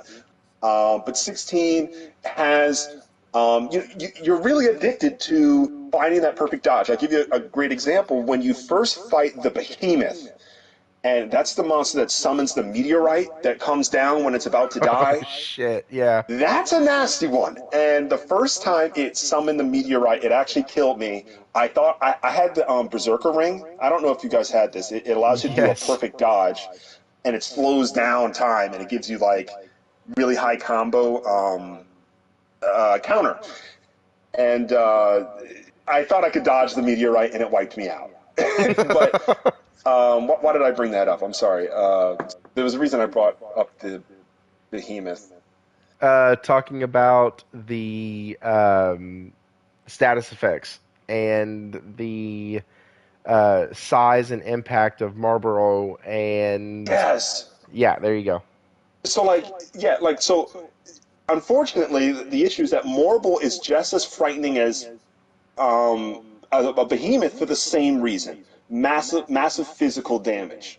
But it was never like that in older games. So I'm just hoping that if this type of combat and engine is expanded on, they should really, this might sound kind of samey, but it should really try to go like a remake or Tales of Arise type build, where you could play as a different character with a different setup, with a different weapon, right? We only had a sword for the whole game, where Tales of Arise or Final Fantasy, right? You could switch to Tifa, and it's just a whole different experience. Or switch to Yuffie, which is just like, I thought they did such a good job with Yuffie's combat. So I hope that it can get a little more complicated. I'll give some more compliments. For people who are new to the series in general, the simplicity, I think, is a great jumping point. And I think you had mentioned this, Thrifty, right? Playing backwards. You can play 16, and then you go, okay, well, let me check out 15. And, I also do not like 13, so I laughed when you said skip 13. I have a lot of issues with 13. I do like the summons, and I do like the characters, and continue going back. And last thing I wanted to mention was about the summons in general, just to see if this whets TC's appetite for maybe other Final Fantasy games. Summons like Shiva, like Ifrit, like Bahamut, Phoenix, those are definitely staples that have been around, since Final Fantasy III. But what's really cool is every Final Fantasy usually introduces 1, 2, or 3 that are very unique to that specific story. And to give you an example, in Final Fantasy X, there's a summon called Anima. And it looks like really a demented fish, kind of that look like it's like bandaged up like a mummy. But what makes it so interesting is it has like this Netherverse special where it's almost like this body hidden inside the bottom of the fish that's like a boxer. It looks like a like a really demented boxer, and it just pummels the heck out of an entire enemy party. It is mind blowing to see because of how crazy Anima looks. But almost every game has something crazy. Like Final Fantasy VIII has something called Doom Train, where it's like when it hits enemies, it causes them all sorts of status effects, like negative statuses. Or Final Fantasy IX is this huge robot called Arc. So it's always special to see a new summon. In this game, Garuda's really one of the only ones that we don't see much. All the other ones are staples. So for Yeah. that, you can appreciate the simplicity, but I also was left kind of looking for more. Like, I thought there were more summons or surprise summons in the game when I first picked it up, Yeah, but it's okay. that was the other weird thing about this title is every Final Fantasy game that I can remember had summons that you could miss. Like, Yeah. and this one didn't have that. And I agree. The combat was the battles were it's so weird to say this because it's a critique, but it's also not. The summons were really well done. The special abilities, the way they all worked, the fact that they kept like Shiva uh, in Shiva form, if that makes sense, and they've kept all of them kind of reserved for these very special, epic moments, which I really enjoyed that. But you could also use them with Clive's God mode, or that's a joke because it's from, or God Rage, because God of War. That's you click the L3, and anyways, it's stolen directly from God of War. Um, but like then you turn into like this half Ifrit, excuse me, half Ifrit, half Clive beast thing, and that's really cool. But there was nothing that made me sit and go, okay, I'm about to go fight Bahamut. I need to know what he's weak against. I need to know what I need to set up, how I need to do it, what spells he's going to be weak against. Is he weaker against Yes. magic or physical? But it doesn't matter because if you have the Berserker ring and you dodge, nothing matters. Yep. Because Going back a bit to Horizon, that's one of the things that I liked about going to attack some of the bigger beasts is seeing what they're weak against and setting up my arsenal to be able to take them down faster by Yes. using. Yeah, I really enjoyed that for the and Zero Dawn. we're coming on the home stretch, the last 30 minutes of the show, and I wanted to get to a couple other questions. So let's talk about what is your favorite kind of feature of the game. That could be the ray tracing, the graphics, the music, the something that they did with how Oh, the it's summons easy. worked. Like, what was your favorite feature of this game? And TC, you said that was easy for you, so the mic is yours. For me, it's easily the boss battles. These are some of the best boss battles I've played in any game, period. It's so ludicrous and anime-like, just over the top. Just you're sitting there and you're like, okay, how much bigger are they gonna go? And next thing you know, you're in space. Why not? Let's fuck it. Let's go all the way up in space and it's a whole thing of it's just when we were fighting the Titan, it was like pure like God of War. It was pure God of War fighting some of the Titans, and just like Kronos or something like that, and going up his arm and just like running, like that whole sequence was just amazing. The boss battles in this game are it sucks because I'm gonna have to see other games that try to top it and just of how ludicrous they are. I don't know of another game that can top how ludicrous these boss battles were. Did you like when Odin split the water from the ship fight? Whew. Okay. I'm gonna say I was confused because when they were down there, I was like, how long is this gonna stay like this? I don't know if I understood that correctly because I'm like they're like staying down there, they're having a full-on conversation, and I'm just like, Mm. I guess it's just gonna be the way it is. I'm going to comment on that really quick. My suspension of disbelief was certainly suspended because of how Odin is portrayed in older Final Fantasies. He's almost always the summon that shows up and does like the maximum amount of damage you can do in the game. And Yep. so when he split the sea, I was like, wow. But he's always considered like one of the best summons ever. So I was like, the best summon ever should be able to split the sea. Like I kind of just bought it. But I think for you that makes sense that you're a little skeptical. It wasn't even so much the splitting of the sea, it was that how so here's where the suspension of disbelief bothered me because in that scene he could have killed them instantly. Like Yeah, he he could have but collapsed the waters. he was like saving them, right? He was saving them Right, for all right. that. They Right. absolutely had plot armor right there Yeah. because as they were trying to run away, he could have easily just said, "Yeah, no, I'm gonna go back and fly up on my horse, and y'all are now fucked. Have a good day," and then the credits roll and the game is over. But so there that was the only moment in this game that kind of pulled me out of it. It within the main storyline was like, okay. That's plot armor, and that's really all that is. But so Kofi, what was your favorite kind of feature of the game? Most likely the music. I'll be dead honest. I had to warm up to the music at first. To me, it was. I think because I was coming from a different RPG that has a little more drama in there, a lot of their theme. Here I came, and I was like, it's a little bit flat to me. But over time, it really grew on me. And the main battle theme really grew on me because the theme starts exactly like Final Fantasy. I forget the name of the Final Fantasy VIII battle theme, but it's obviously heavily inspired. Just an orchestral beat with the horns, like almost like deep horns, kind of. I don't know, like with a specific rhythm that is identical to eights.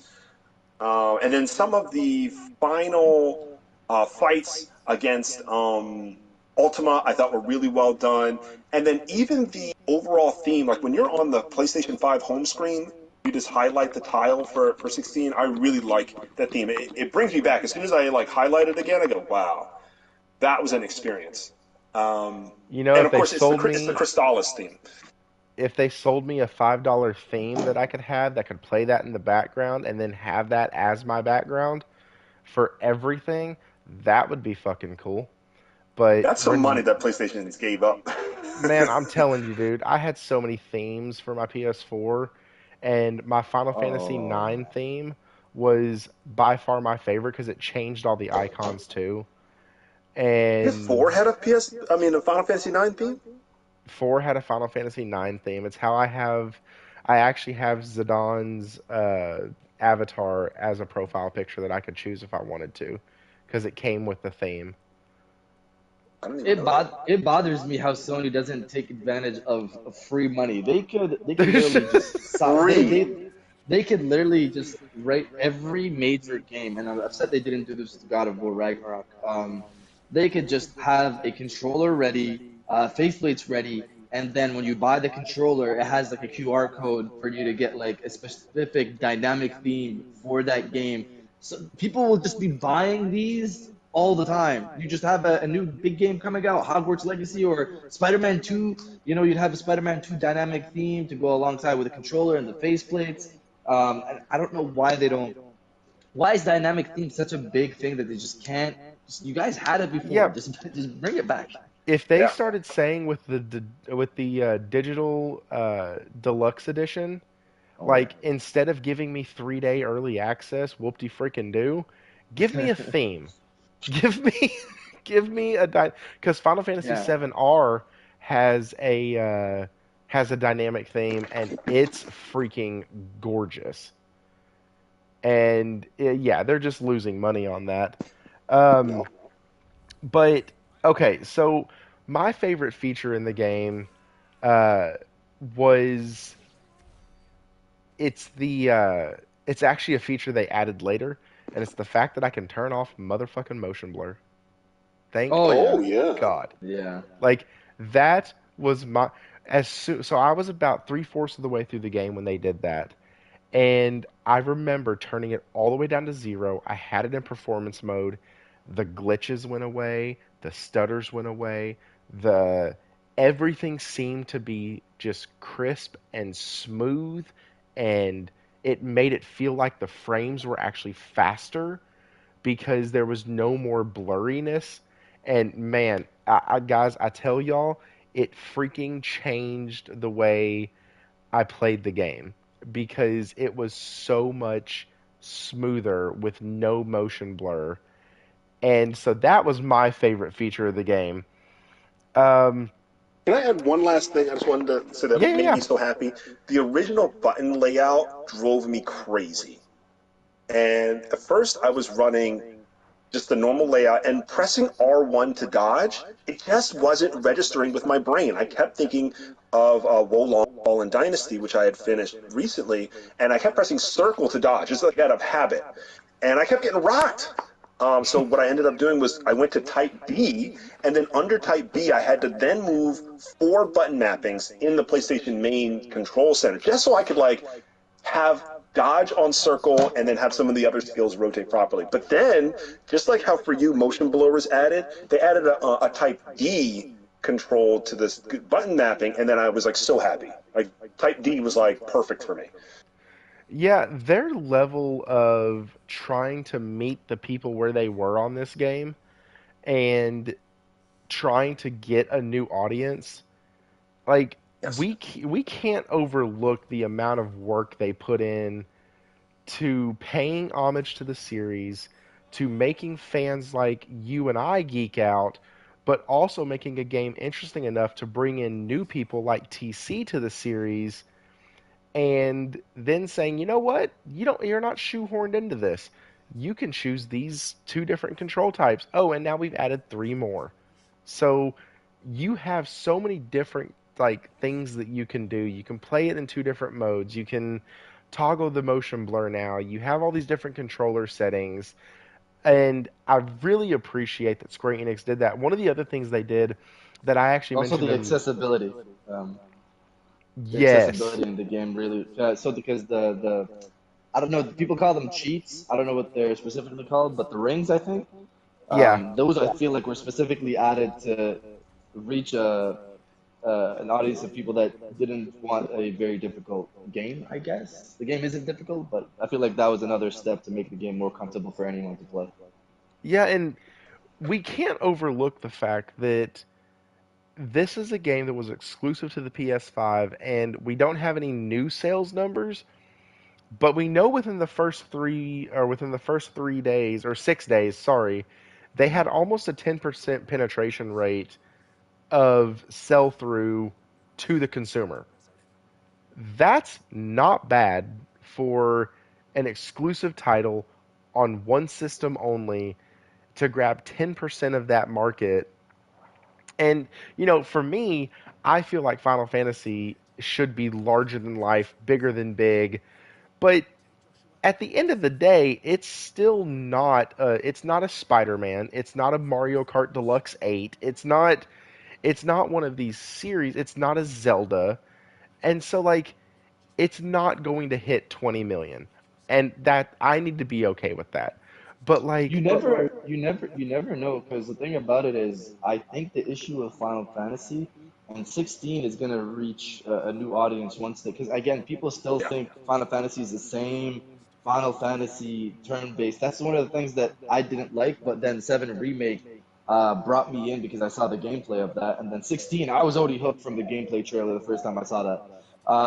Once people realize what type of game this is, and if they decide to continue it, I would suggest the best approach, because people also still think that you have to. I still see questions to this day of people are like, do I have to play all of the Final Fantasies before 16? They're like, no, no, these are all different. What they should do is expand on what they did with 16 and just start fresh again. Call it Final Fantasy for the like a new iteration, and people won't feel intimidated to jump into the franchise because one, not everybody's fully into turn-based. They like what 16 does, and two, they don't feel that they need to play 15 Final Fantasy games. And then you have some dude on Twitter who's like, okay, I recommend this one and this side one and this one too. Play this. Actually, no, no, no. You should play this one before. It's like it's a bit cumbersome for a lot of people. That's the issue with Final Fantasy. Yeah, so one of the cool things about Final Fantasy and one of the disturbing things at the same time is it has such a loyal fan base, but that fan base is toxic as fuck. Like it's it's it's pretty bad. Like you could have two people who are diehard Final Fantasy fans in the same room, and more than likely they are not going to agree on what their favorite game is or what their favorite main character is or any of that, but they don't take it just to like not agreeing. It's like your point becomes invalid because you don't agree that Final Fantasy IX is the best Final Fantasy ever, and there are people who believe that. Like, and it's we're a little fucked up over here in this camp. I promise we are. We're it's bad over here, but it's it's not as bad as it used to be because I think people are getting a little bit more okay because of the way that Square Enix has kind of slow played the transition out of turn-based combat, um, which I find it hilarious that the narrative when this came out, this isn't a real Final Fantasy. It doesn't have turn-based. Bro, they haven't had like strictly turn-based since 10. And even that one was a little not fully turn-based because you could like swap your characters out when you could cast haste on them and it moved you up in turn orders, and it was turn-based, but it was a very active system. So you had to be paying attention and you had to be doing shit constantly. And then you added the element of strategy to it of, is this creature susceptible to poison or whatnot? And so like there's a lot of stuff that happened with this game when it first came out that I purposely haven't talked about tonight. Uh, and one of them was the whole this is not Final Fantasy narrative because as a fan of the series, this thing oozes Final Fantasy like everywhere. And so it's really a testament to how these developers, Square Enix, has always used Final Fantasy to push the boundary. They've always done something new in their games. And Final Fantasy 12, it was the Gambit system. Final Fantasy 10, you could swap party members out mid battles.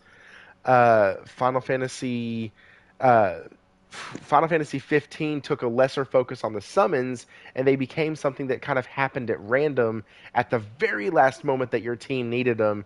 A summon would happen, and it would save you and save your team. Final Fantasy, yeah, Josh just said Final Fantasy 11 made an online mode or was an online multiplayer. So like every game has done something Yeah, the different. materia system in 7 was like excellent. Oh, dude, it's yes. And that was completely different though. And then Final Fantasy VIII took that system and said, "No, we like that. We like being able to assign, but we're going to take people's time and life for granted and make them sit there for 3,000 hours drawing these spells out of creatures, and you just have to do it because those spells would increase your life or strength or vitality depending on which summon or icon in same word, which summon you had equipped. And so like every Final Fantasy game has done something different, and this one just decided to swing for the gosh dang fence and said, yeah, we're going to do something different. We're going full action and you can control one dude.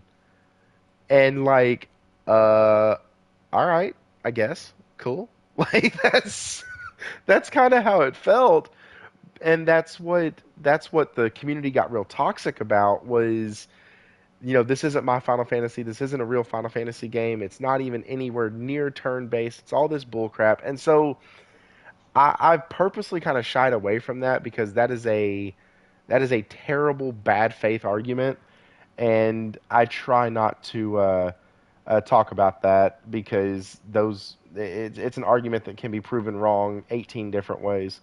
So it's almost the end of the show. I don't want to keep y'all past 2 hours. TC, I know that you coming on at 8:45 tonight was a big deal, so I truly appreciate that. Um, and I gotta know, what are y'all's thoughts on the ending? Did you like it? Did you hate it? Do you have any Uh, speculation? Like, so, for, uh, Kofi, I'm gonna start with you, and then I'm gonna come over to sure, TC for the end. sure. I'll give my first reaction and then how I kind of ended up changing my feelings. So I had no idea we were going to get such a somber ending. Like I thought it was going to be Bill and Clive hugging, kissing, having kids, and I was like, oh Yeah, yeah, it's going to be so great. And it not happening. What's it called?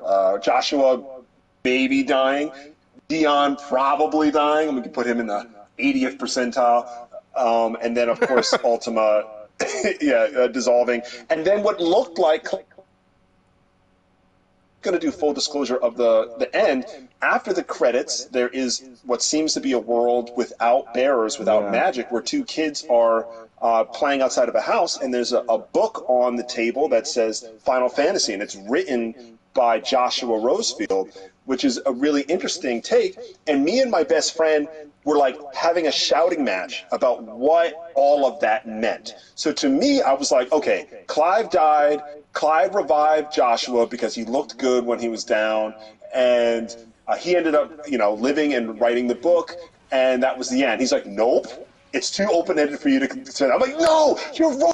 Joshua lived. And so we just argued until I asked the third person. The third person's like, no, your best friend's kind of right.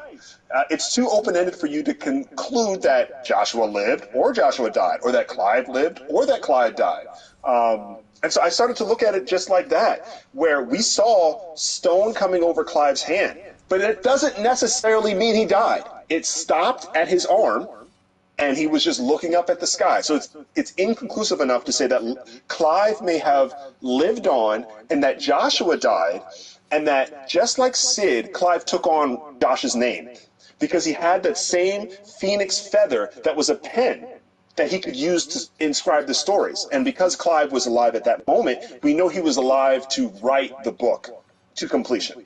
But another theory is that, yeah, that Josh did live because he did look like he looked more presentable laying there. I can accept that he may have died, but he looked presentable after Clive absorbed all of the magic of the world. What are some other things? I think that was it. Like, Jill crying was why I thought Clive was definitely dead. But then I was kind of convinced that because she kind of had resolve in the final moments when she's there with Torgal, that maybe she's just accepting some of the truths of what happened, or maybe that one of the two brothers died, but not necessarily both.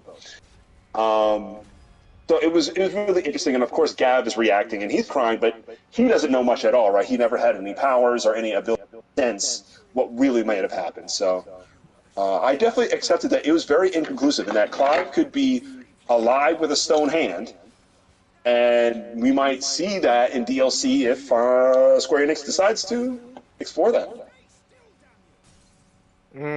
Okay. TC, what do you got? I think he kind of pretty much said a lot of more detail, a lot of thoughts that I had as well. I honestly thought that it was gonna be a happy ending. It looked like that until they went away, and I'm like, oh, somebody's gonna die. When it was just three of them going in, I'm like, the prince, what was his name? Dion? Yeah, Um, Dion. yeah, I'm like, he's at least gonna die. Then I saw Joshua die, and I'm like, what? No. And then after, again, Joshua isn't one of my favorite characters, but it's still that relationship of like Clive and his brother. And then I was like, okay, this is getting a bit dark. And I'm like, no, no way are they gonna kill Clive as well. And I had that same thought where it's like the John Wick situation. Did we see a body? No, we didn't. We didn't see a body. He's still potentially still alive, and I thought he Facts. was, and until again, after you mentioned it as well, until I saw Jill crying, and I don't know if she was crying about Clive. They just sequenced it like that. I don't know if there's something else that went on, or or something like that. But then after when it went into the after credits with the kids, again, I'm not a Final Fantasy guy, but I was like, are they? Is this potentially, a reset on the franchise? I'm not sure.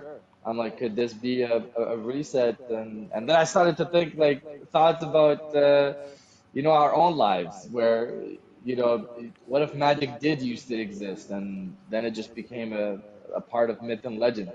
Um, it's kind of depressing a bit, but uh, because I'm like, yeah, I wish we had magic in here, but at the same time, it was a surprising ending. The after credits kind of gave you an idea of a more happier world afterwards, without magic.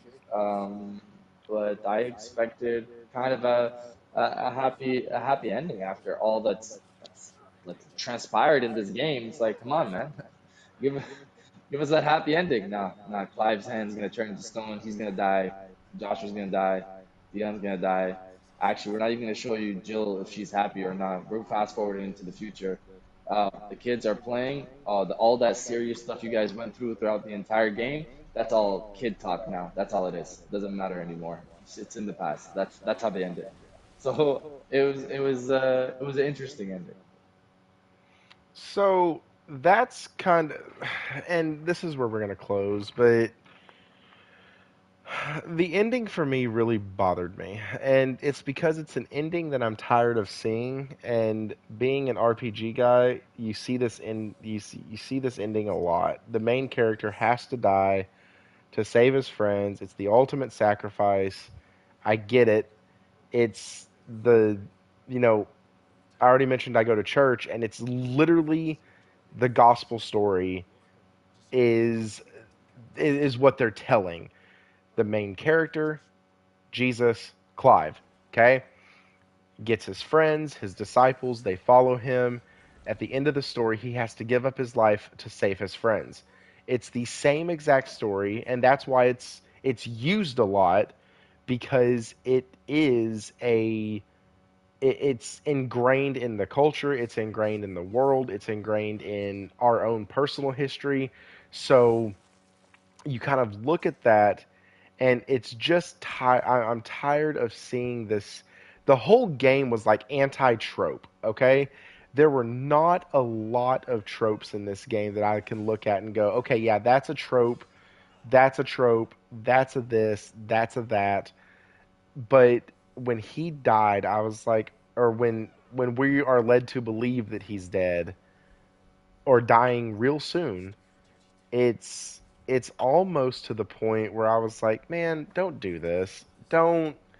And then she's looking up at the star, and that was the star they always prayed on, and that was kind of the spark, and the spark went out, and so now you can like infer that he's dead because that was that star, and then that symbolizes his life being extinguished.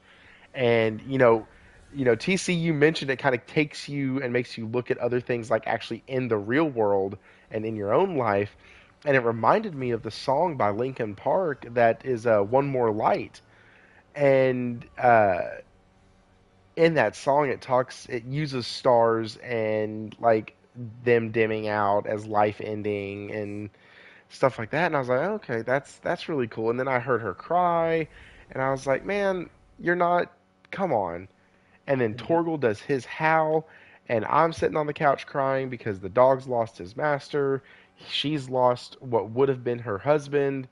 And like you're sitting here and you're just left with this feeling like, man, what did I just do for 80 hours to not get the payoff? So, real quick, if anybody's here and hasn't beat God of War Ragnarok, leave real quick and come back. I'm going to give you about a minute to leave because I want to talk about the end of I want to talk about the end of Ragnarok real quick. But here is your chance. You can leave. Everybody in this chat can leave if you haven't beat Ragnarok, and that's your spoiler warning. So at the end of Ragnarok, when I'm expecting the trope, I'm expecting Kratos to die. Oh, if That, Kratos died, I'm fighting somebody. this, I'm fighting somebody so that's on. I was expecting it. It felt like the game was setting up for it. He was getting older. He was getting slower. I think they did that dichotomy real well with the quickness and speed and youth and agility of Atreus versus the more methodical, slow, heavy hitting of uh, Kratos. I think they did a great job with that dynamic. But at the end, I sure enough as shit was thinking, dang it, he's going to have to die. And I'm going to be upset because he's had to die. And so at the end of this, and then he doesn't, okay? That's the spoiler. He doesn't. He doesn't die at the end. And then this one, I'm like, okay, they're doing the fake out. Cool. Because no way they're going to kill the character that literally everything just fell into place for. No, they're not going to do that. That's stupid. Why would you do that? That's a waste of a trope. That's a waste of this character. Do not do that. He doesn't need to sacrifice his life for this to be one of the most impactful endings of any Final Fantasy game ever. Like, you don't have to kill him. Letting me put a pin on the story, we're good. Everything's fine. But they killed him. I was upset. Then I see the thing about Josh, which means what Clive did at the Well, end. did they kill him? Yes, he turned to stone. So we know. Listen, we Are know you at least, sure? but we know at least he doesn't have much time left, even if he wasn't dead. Well, and what Plus, about Jill? but He already had stone. yes, but I also think that's why she didn't go on a lot of the last few missions. But anyways, was because Clive didn't want her to fully turn. But he also said at the end that I guess this vessel wasn't enough to handle the power either. He states that he says that because he's like, yeah, it's not working. So This you body think couldn't Josh handle. lived and wrote the book? Yes, I think that at the end when they're still in the tower, that he ended up healing him, and that's what expended so much of his magic use ability, so to speak. And he essentially sacrificed his life to save his brother. That's what I think happened, which sucks because you end up screwing over Jill, who, as I mentioned, is my favorite main character in this game, and she doesn't get shit. She gets Torgal, which Torgal's awesome, but Torgal's not Clive. Amen.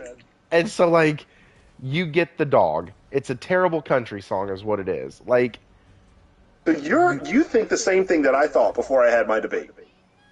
yeah, and your buddy makes some good points, but they're speculation.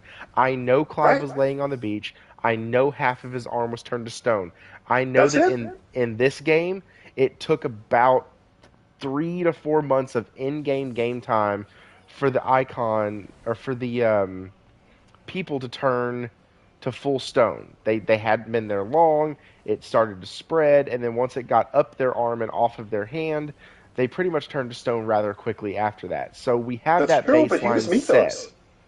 But he wasn't Mythos anymore because he drained all of his power to save uh, Joshua.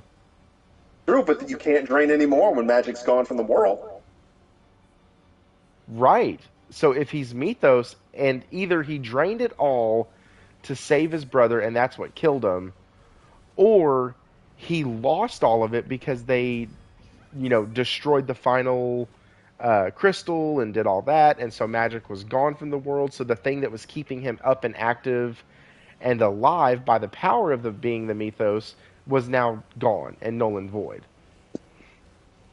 And so it's just, I'm so tired of seeing that trope, and I feel like they did a disservice to every one of the characters in the Hideaway because of it. I feel like they cheated the characters out of that happy reunion, that happy moment. But guys, we gotta end this. I know that I know TCMF is usually in bed by now, probably. So we we got to get this done. For the I'm gonna try something here, and I hope you don't hate me for it, TC. But on one of your live streams a while back, you were live streaming. Oh crud! I think it was the PS5 reveal show for PlayStation, and you were live streaming it. And in your chat, you had folks like guessing what TCMF stood for, and you would never tell the chat and never tell Yeah. anybody. Like, is that still the hard line that we don't know what TCMF actually stands for? So TCMF actually has my last name in it. That's one of the reasons why I don't share it. Oh, that's fair. Yeah, so Gotcha. Respect. yeah, I Yeah. would have shared it a long time ago, but it was just something. Um, it's related to how my friends addressed me in high school. That's why. I got you. I created TCMF in high school. That's why. So you're from Canada, so I thought it stood for the Canadian Mother Effer, is what I thought it stood for. No, no. It's much simpler than that. It's kind of just something That's related to fair. like, yeah. I've always thought that, and I was like, you know what? I'm just gonna roll with that because it makes sense and it sounds fun. But Hey, did you say that in one of my streams? I feel like I I remember did, that. I Yeah, did. I remember somebody saying that, and I laughed it off. I'm like, maybe that could be it. That You could- know, that does make sense. I and think that so was you.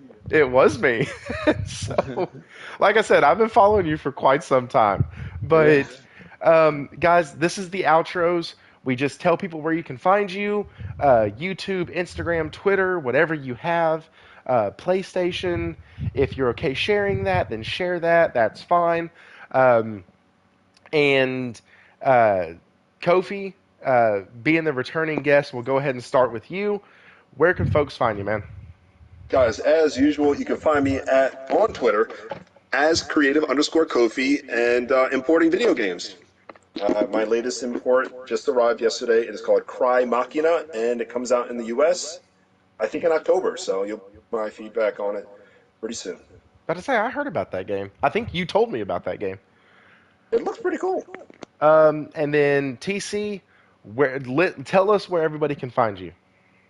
TCMF Games on YouTube, Instagram, Twitter, Facebook, pretty much everywhere it's TCMF Games. Awesome. On Twitter, I had trouble finding you early on, and it's because it's TCMF2. Oh So, yeah, that is the case. But I assume you can still search up my thing by saying TCMF Games, no? dude, I couldn't find you or Game Cross for the longest time.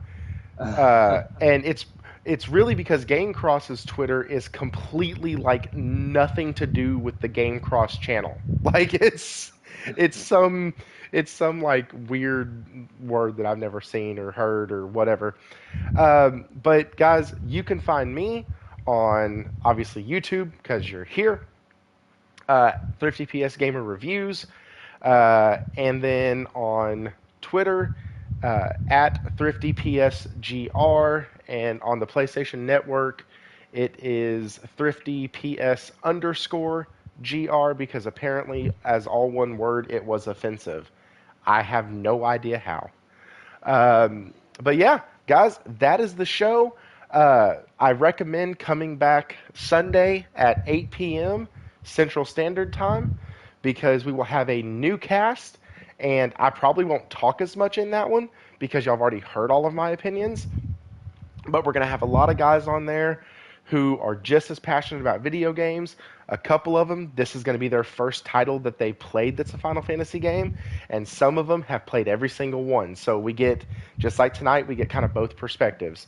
And so it was really good to have one person like, I don't understand why y'all kind of like that so much, and the other person like geeking out about, dude, but there was this, and he was a dragoon, and he was this and that, and we haven't, and like, so just really cool stuff tonight, guys. Appreciate the two guests for coming on. I know that my time slot is not the most appealing to schedules, but it's also because I have also a life schedule that is not very appealing to YouTube. So, anyways, guys, Thank y'all for stopping by. Hit that like button on the way out. Subscribe if you're new. I really appreciate it. Hope you enjoyed the show. And as always,